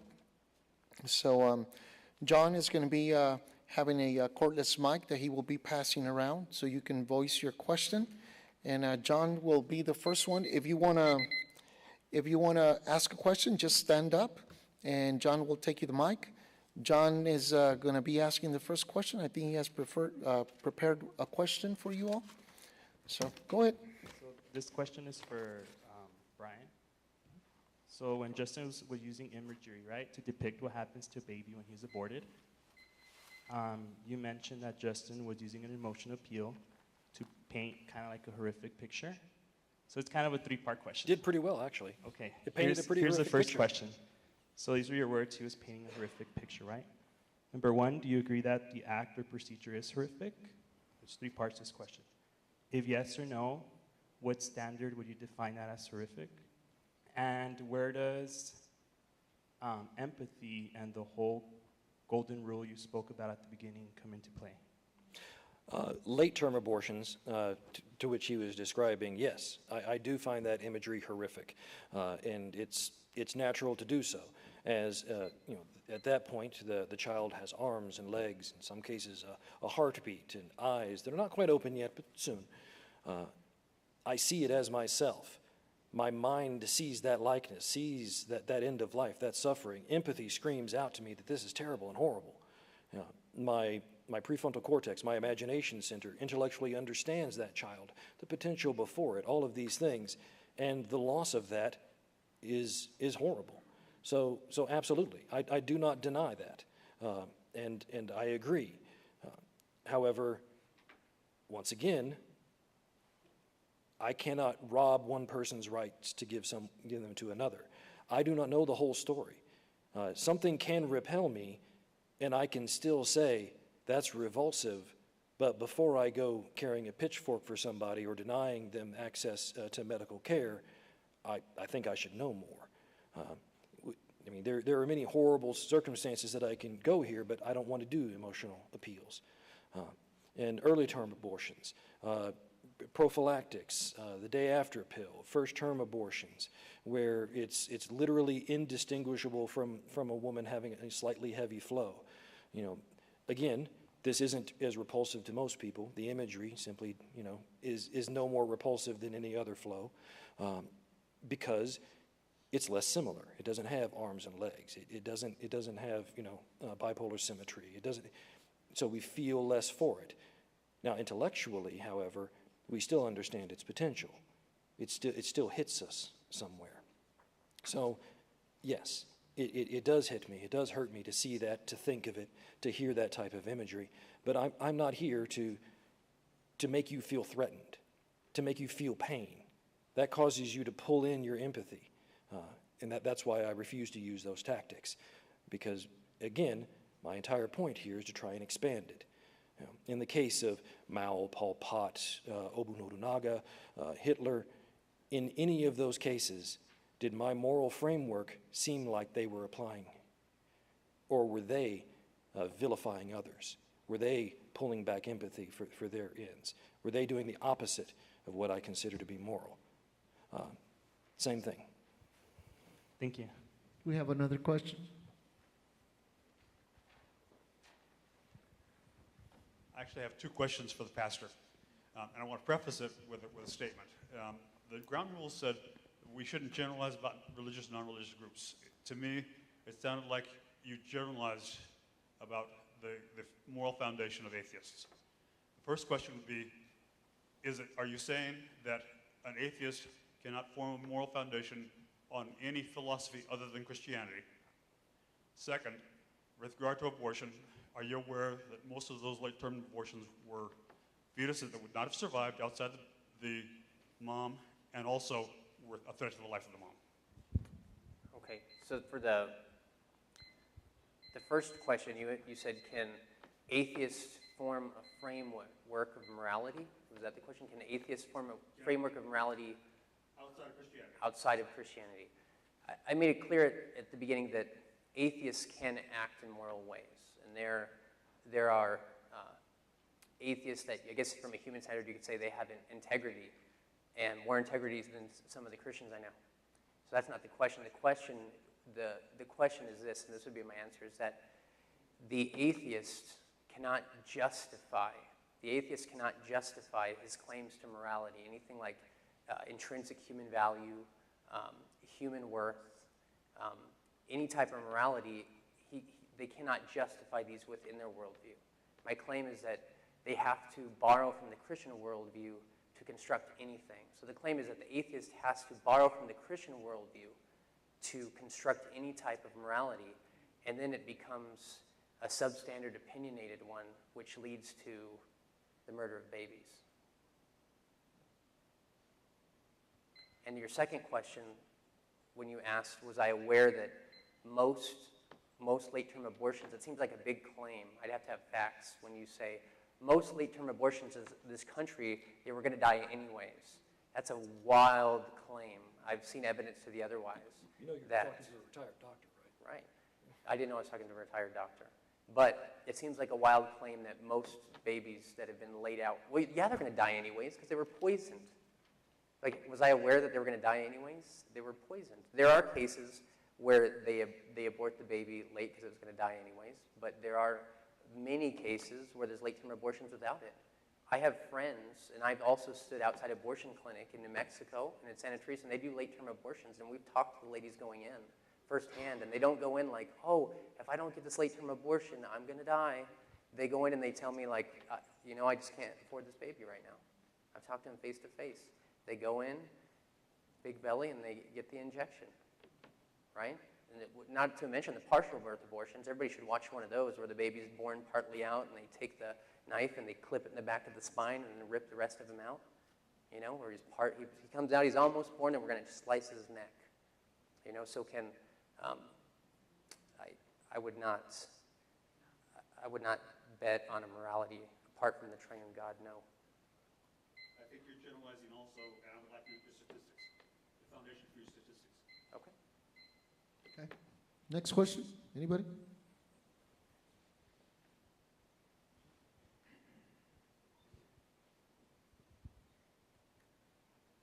This question is for Brian. You talk about the rights of the woman versus the rights of the infant to say that you can't make a choice. Can you please tell me where in the Constitution it says that a woman has the right to murder her baby? Abortion is not addressed in the Constitution. Then where are the rights? They are the rights we afford to any human. They are, so. Life, liberty, and the pursuit of happiness, those are the rights. Indeed. And which of those would you deny which of those would you deny the mother? None, but Okay. but no, then it comes back to the first question. Where in the Constitution, if we're talking about rights, Where in the Constitution does it say that a woman has a right to murder her baby? And it literally is not addressed. The only time that it has reached a constitutional level was Roe versus Wade, wherein it went to the Supreme Court. The Supreme Court is our arbiter of the Constitution. They are the measure by which we measure it up against the Constitution.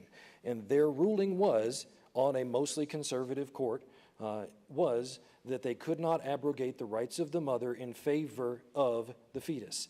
It is very difficult to designate someone as you lose a right to someone else's right.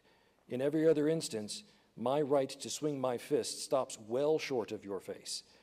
And they could not see any way to grant supremacy of one over the other, and so they leave it to the choice between the woman and her doctor.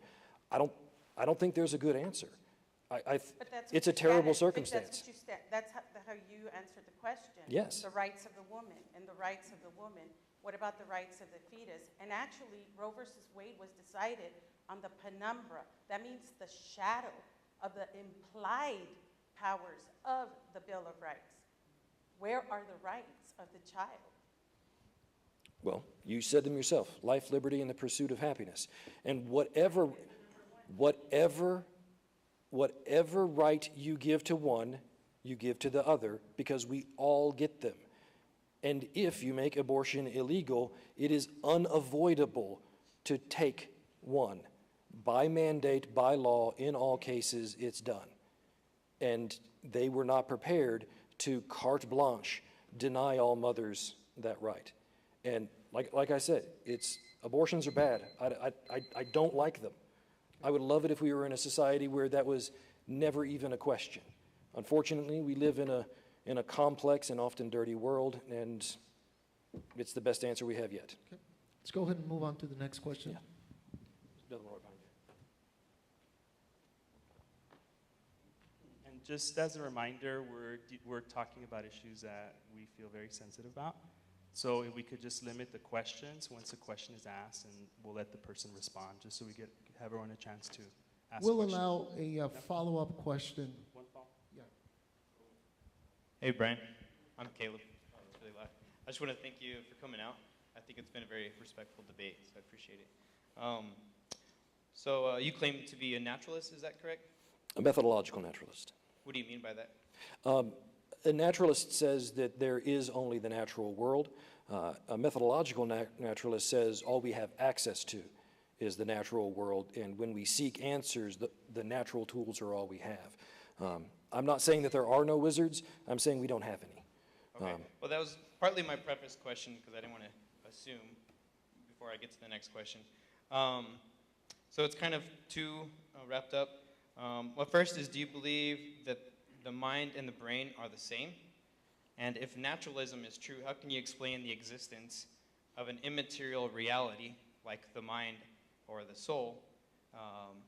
And thus, how can we have morality be held as accountable as moral agents if we are just predetermined, living out, responding as robots, if you will, to mechanisms already determined? How can we have moral agency? It's an excellent question. It's an excellent question. Dang it, what is the phrase? Emergent properties.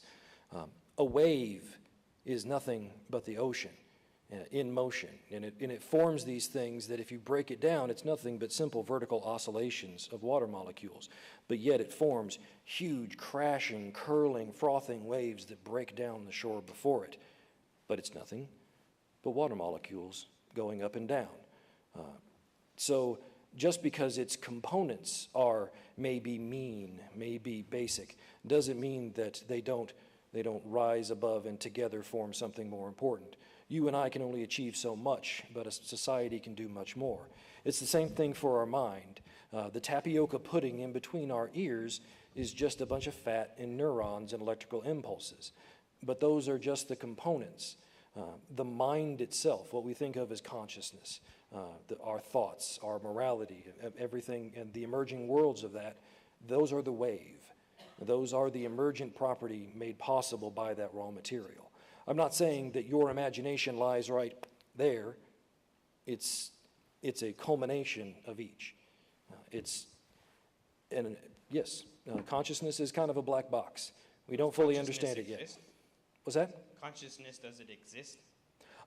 As in emergent property, there is no point down, boom, that's a consciousness. Is it an immaterial reality?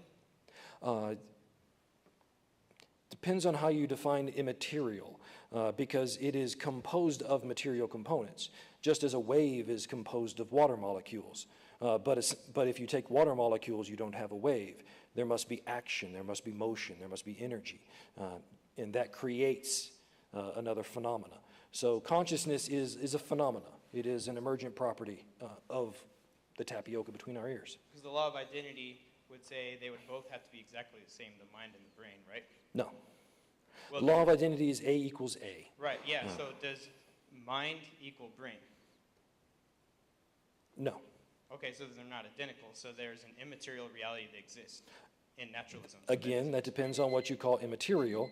It is an emergent property. That's just like saying that water isn't a wave. I think that's a category area, because that's water, but if our thoughts can, like the placebo effect, can affect our brain, that means it's not the same as water molecules. It's an immaterial reality that exists that shouldn't make sense of naturalism. Let's go ahead and. Well, a wave breaks down rocks. You know, Let's go ahead and move on with the next just question. because it's an emergent property doesn't mean it can't have effects on the world.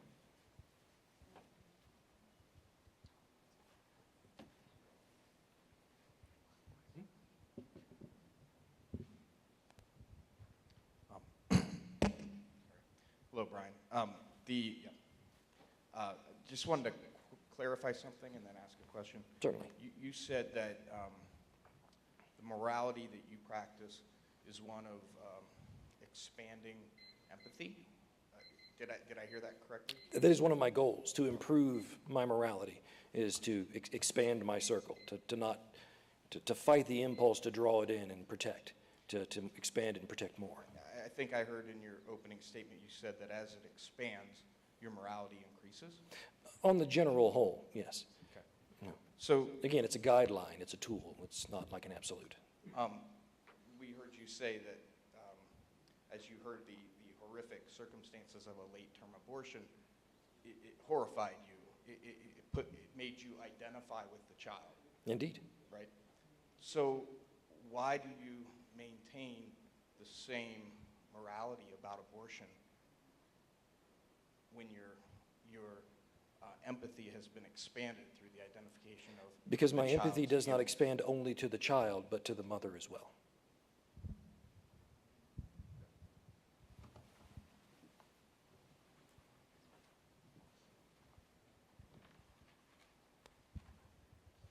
Brian, I have another question. I know you're... Don't worry, I love to talk. Yeah. You're in a church, bro. You're in a church. You're going to get them all. I got people trying to make me make my radio show longer. I love it. We'll talk all night. Yeah, so this question really does come from curiosity, and there's probably, you would probably have a good answer for this. But when I think of evolution and survival of the fittest, it would seem to be opposite of how we would consider it. Do you see that? How am I going to word this? You seem to speak of morality as something that has evolved as well. But it would seem like there's somehow different standards, that because survival of the fittest, we would not consider to be moral if applied to how we treat one another. Okay, that is a very common way of taking those words. However, both evolution and fitness do not apply to individuals. It applies to breeding populations, to populations, to societies. And our fitness of a society, we're not the strongest, we don't have claws, we don't have big teeth, we're not powerful, we can't leap, higher than anyone else.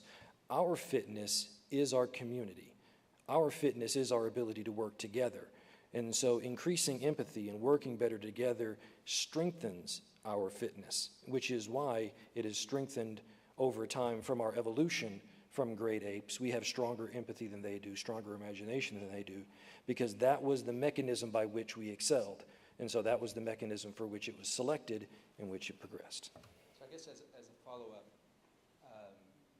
so if we were to consider one society, we'll say our society is our country, would that mean that it is moral for of that country to pursue to dominate other countries if it is in their best interest to do so. This is why I say, this is why countries will oftentimes attempt to vilify others through emotional pleas, through threats to this, through they're going to kill this, is to draw that line at whether it be your country, your valley, your village, whether it be east versus west. Attempting to draw those lines, in my opinion, is a reduction in morality.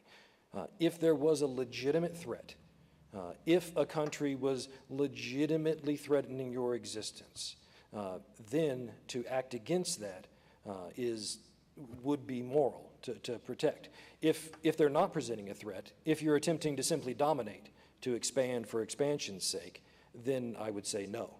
Now, you're applying a moral standard there. Correct. If a country, or maybe an ethnicity, seeks to wipe out all other ethnicities so that that ethnicity could grow and to flourish and take on all of the riches that they were to take on, under your definition of morality, that because it's something that's defined by the social group, and it maybe took thousands of years or even millions of years, as you would say, but that would be perfectly moral for them to.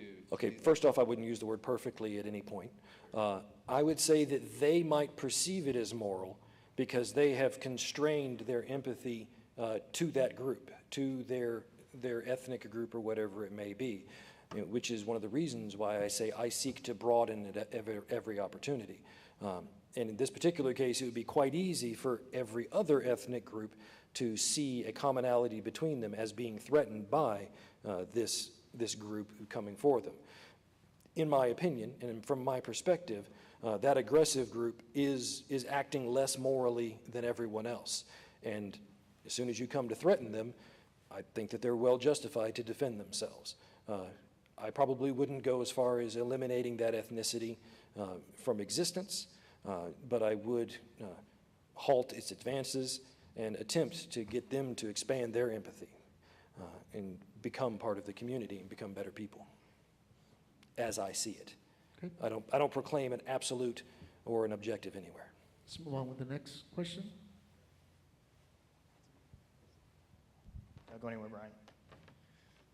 Sorry, Justin, I wish we could even it out. But so my question has to do with morality, not abortion, which I understand abortion does fall under the guise of morality. If you're doing morality, that's a fair topic to deal with. My question is there a such thing as an amoral act, or are things just less moral? Well, I absolutely say that there are decisions one makes that have no moral consequence, that morality is not if I want ketchup or mustard on my hot dog is completely separate from morality. Someone, specifically in the case of like sociopaths, people that lack empathy, may make a decision based solely upon what they would call an objective evaluation of circumstances to further whatever goal they have, and they may not consider morality at all. Now, from our perspectives, that may very well come up with a conclusion that we see as immoral.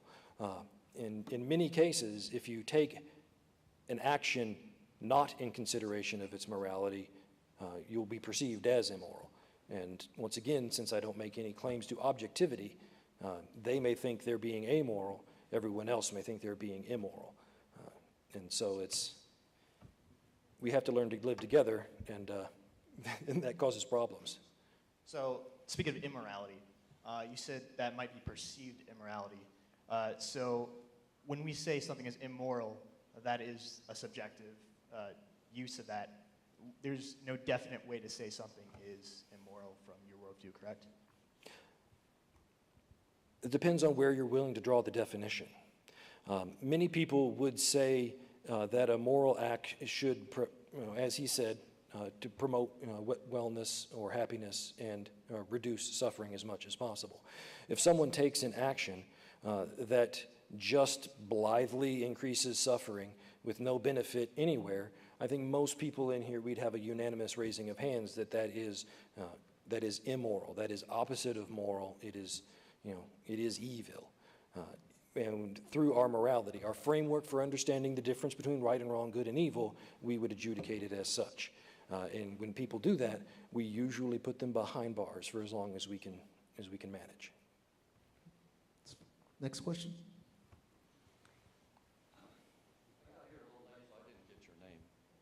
Justin. Justin? Yes, sir. I've got a question for you. A heathen has had plenty of time. I'm going to try and break all those rules just for fun. I'm just kidding. So morality didn't exist in the world before Christ got here? No, I didn't say morality didn't exist in the world before Christ got here. No, sir. Well, that's your implication, that we would have to have Christ and God in our life to have morality. So that would imply God is eternal. He's always existed, never created. The triune God has existed from eternity past. And it's out of his character and nature that we get what is immoral and what is moral and not moral. So him being eternal, what is immoral is that which violates the character and nature of God. And when Christ came, he's the incarnation of God the Son, second person of the Trinity. How did people before Christ, how did people know what God's rules and morality were? I mean, you say he's eternal and all those other adjectives. How did people before Christ? Yeah, how did they know what's moral since God hadn't written them down except for the Ten Commandments? Right, well, before Christ, he other revealed his laws to people through the Israelites. He revealed his laws. But he's also given all people the way that I know what's right and wrong is the same way that you know what's right and wrong, is because God has given you a conscience, and he's written the laws of God on your heart, so that men were without excuse, Romans 1.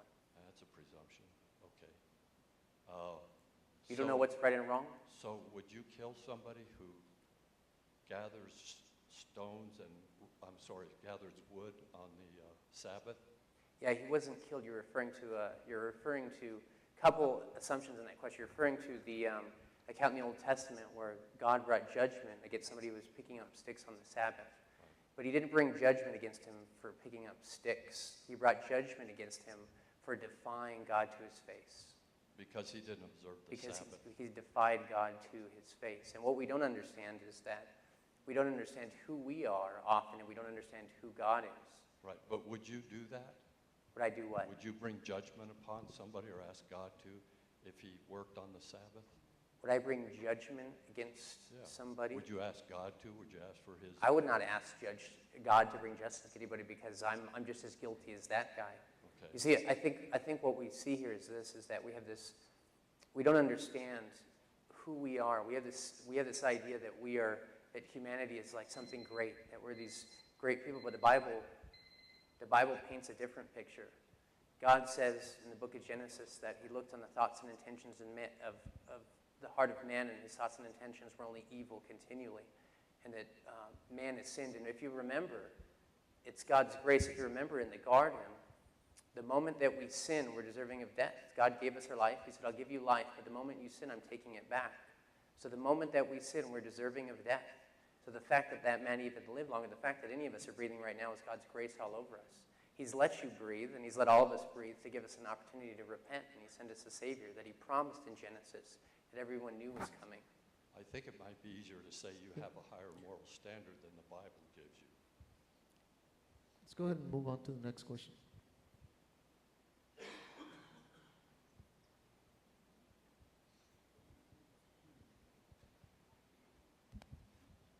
This question is for Brian. Hello, my name is Paul.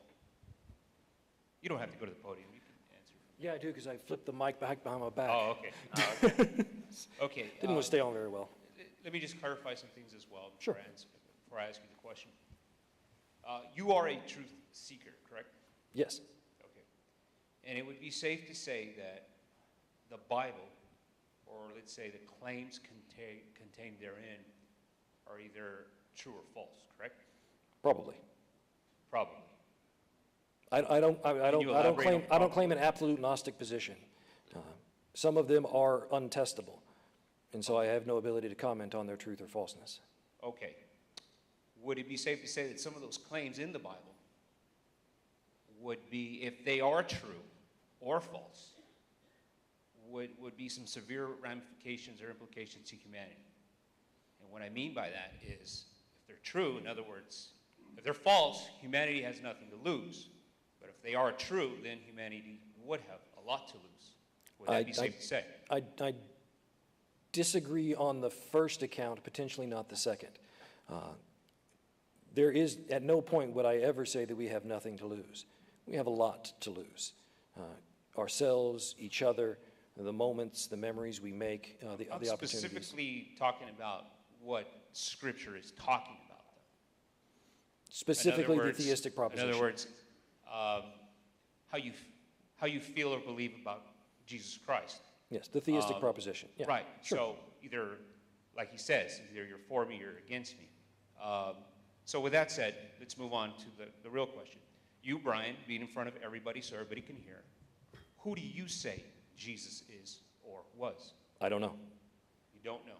I don't know. There are several instances in history where persons named Jesus have been recorded by independent historians of performing several different actions which bear some resemblance to things included in the Synoptic Gospels.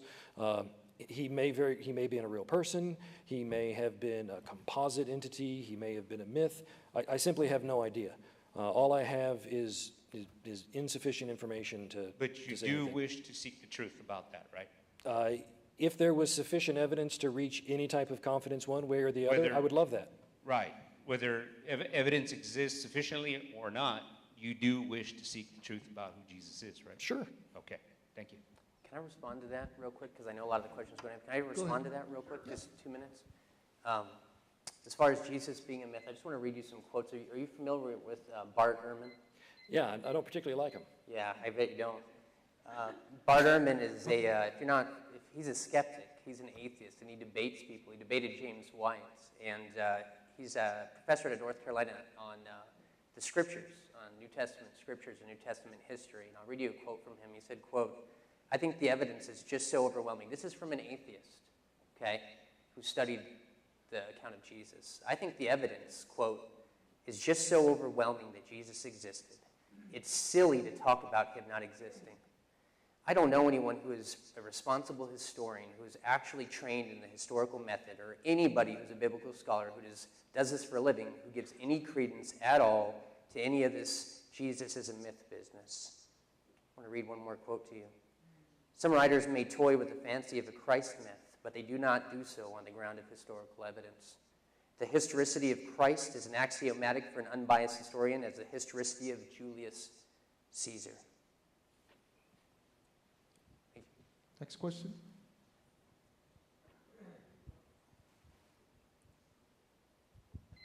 Couple, just a question for actually both of you I want to answer because it was a little confusing at first. For you, sir, in the conversation that you guys were having together, you stated that animals, such as the crows or the apes, they have a sense of morality, but they have different hardware. Well, they appear to exhibit moral behavior. So we can't reach into their minds. We don't speak, so we can't really talk to them about it. But they appear to exhibit behavior which we would call moral. Okay, cool. As an atheist, do you believe in the science of evolution, that we have developed that sense of morality apart from God, separate from the animals, and we are gifted in that way? No. No. We are indeed different, just as everything is different. We're not apart from the animals. We are an animal. We are the animals. Being that, I guess, we've been around just as long as they have, how would you justify morality apart from intelligent design? And then after that, then ask Justin, how would you explain morality being a part of God's intelligent design that he put in us, specifically, so we would have that to understand? I don't see any intelligent design in our morality. I see a dirty progression from heated self-interest to small group interest and slowly expanding as pressure is relieved off of us, and therefore our capacity to have greater empathy, as our education increased and we had the ability to imagine more and model more and think about things more, I think the development of what we call a moral framework, it's been dirty. It's been long. I mean, it doesn't appear to be anything designed about it.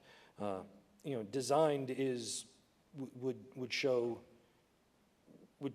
going directly to, bam, this is what we did, I built it, it's done. It wouldn't have millennia of, oh crud, for thousands of years we thought it was okay to have slaves. That's pretty dirty and that's wrong. I understand that you wouldn't believe that it would be intelligent design. I just don't understand how it would be justified that other animals being around as long as we have wouldn't have gained that sense of morality like we have. Okay, then allow me to say a few things. Any organism has a breeding population for which traits attempt to be passed on to the next generation. Some traits grow a little here, shrink a little here, and by the very fractional bit, some things will be more successful than others, and over the change of countless generations, things will develop. Different traits evolve in different ways. In our particular way, in addition to Neanderthalis and Cro-Magnon, we have an enlarged prefrontal cortex. The brain is the single biggest caloric consumer in the body. It consumes about 750 calories a day, which is why you're really not supposed to drop below 1,000. By making ours bigger, it was a challenge.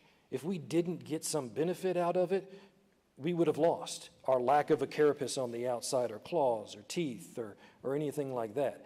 It's simply what worked for us. We are just a product of things working.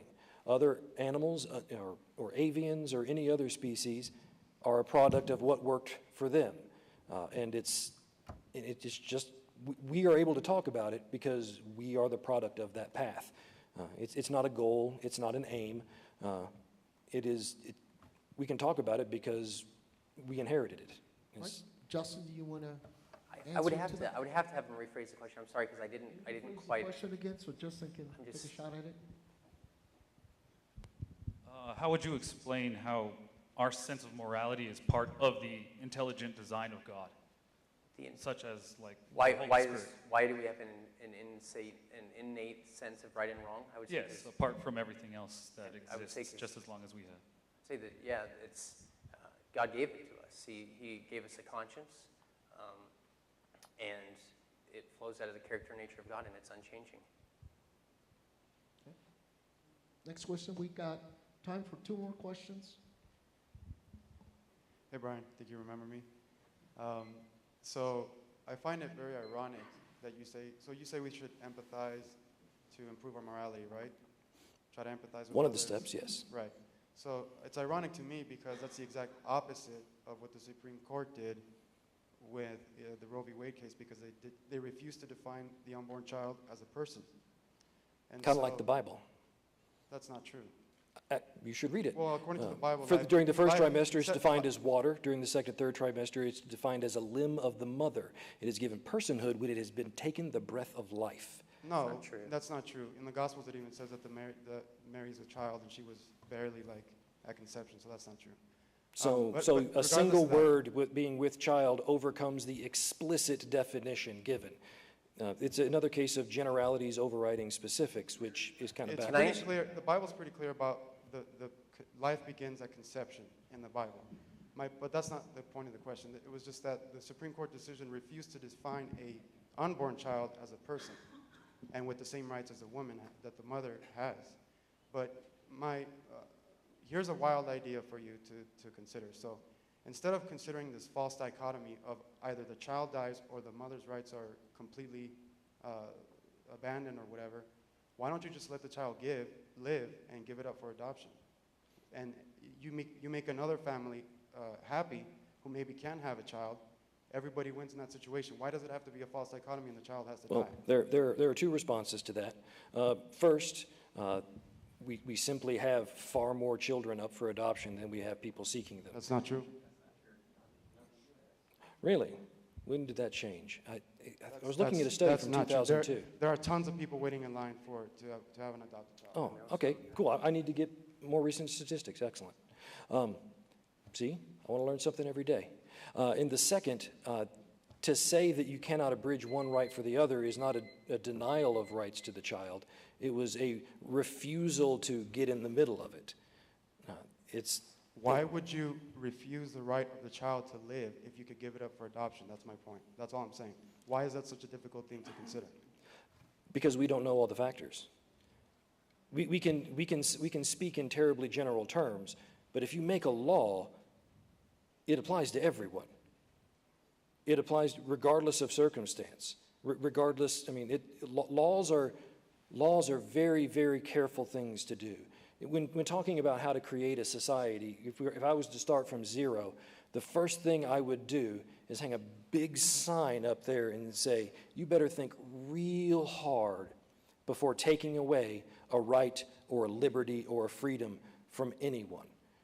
Because for any reason, you better think real hard and long about it, because that's a dangerous thing to do and can be misapplied. I'm not saying that I like abortion. I'm not saying everyone should go get an abortion. I think it's bad, but I also think that every single instance is so complex and the stakes are literally as high as they can be. And so I'm not going to get involved with it. I want them to speak with their family, with their spouse and with their medical professional, and I want them to hash it out. Ideally, I want them to do it in a moralistic fashion. I want them to give consideration to that. I want all these things, but I can't say I support a law that would truncate that process and just say, no, you have it. Abortion is illegal. I just had a I think Justin had a word to say. You said, just Brian, real quick, you said that I don't like abortion. Abortion is wrong. Why don't you like abortion? Did I say abortion is wrong? Then I totally misspoke. I don't like it. Why don't you like it? Because What's wrong with it? Because it's a loss of potential. It's a loss of potential. You never know. That could be in the next Einstein. I don't know. You don't like it because let me ask you this question, real quick follow-up in there. Well, in this is that we have the right to take away potential life, right? So if you had a simple situation, you have somebody who's in a coma, right, for a fixed amount of time, let's just say 9 months, and they're living on life support, they can't live on their own, and the family is there, and we know they're going to come out of it 9 months. They're potentially going to live again. Does the family have the right to kill it? As far as I know, no. I don't know the exact law on I'm just that. asking you, should the family be able to kill it? Just it's potential life, I don't like it, but should be able to kill. I'm in a car accident, you know, I'm going to come out in 9 months, potentially going to be life again. Does my family have the right to kill me? I think because I might be a burden in the future. In a legal sense, depending on how your power of attorney, I mean, there's a lot of hoops jumping through here. In a legal sense, your spouse may. In the case of being a minor, your parents may. So now that I'm not certain. No, we're talking about legal. We're not, you know, if you want to talk about right or wrong. Well, the thing is that the debate is morality. So what would be the moral right thing, I guess? Yeah, what would you? I'm asking the moral right. Should they be allowed to kill me? I'm just a potential life to live again. I'm on life support. Can't do anything for myself. I'm going to be a burden. Well, with no other complicating factors, which unfortunately never happens because it's life, it's complicated. But if it was a clean case, no other complicating factors, no, I would not find it moral for them to pull the plug. Okay, all right.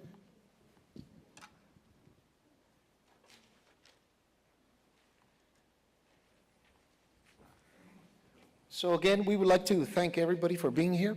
This concludes our debate.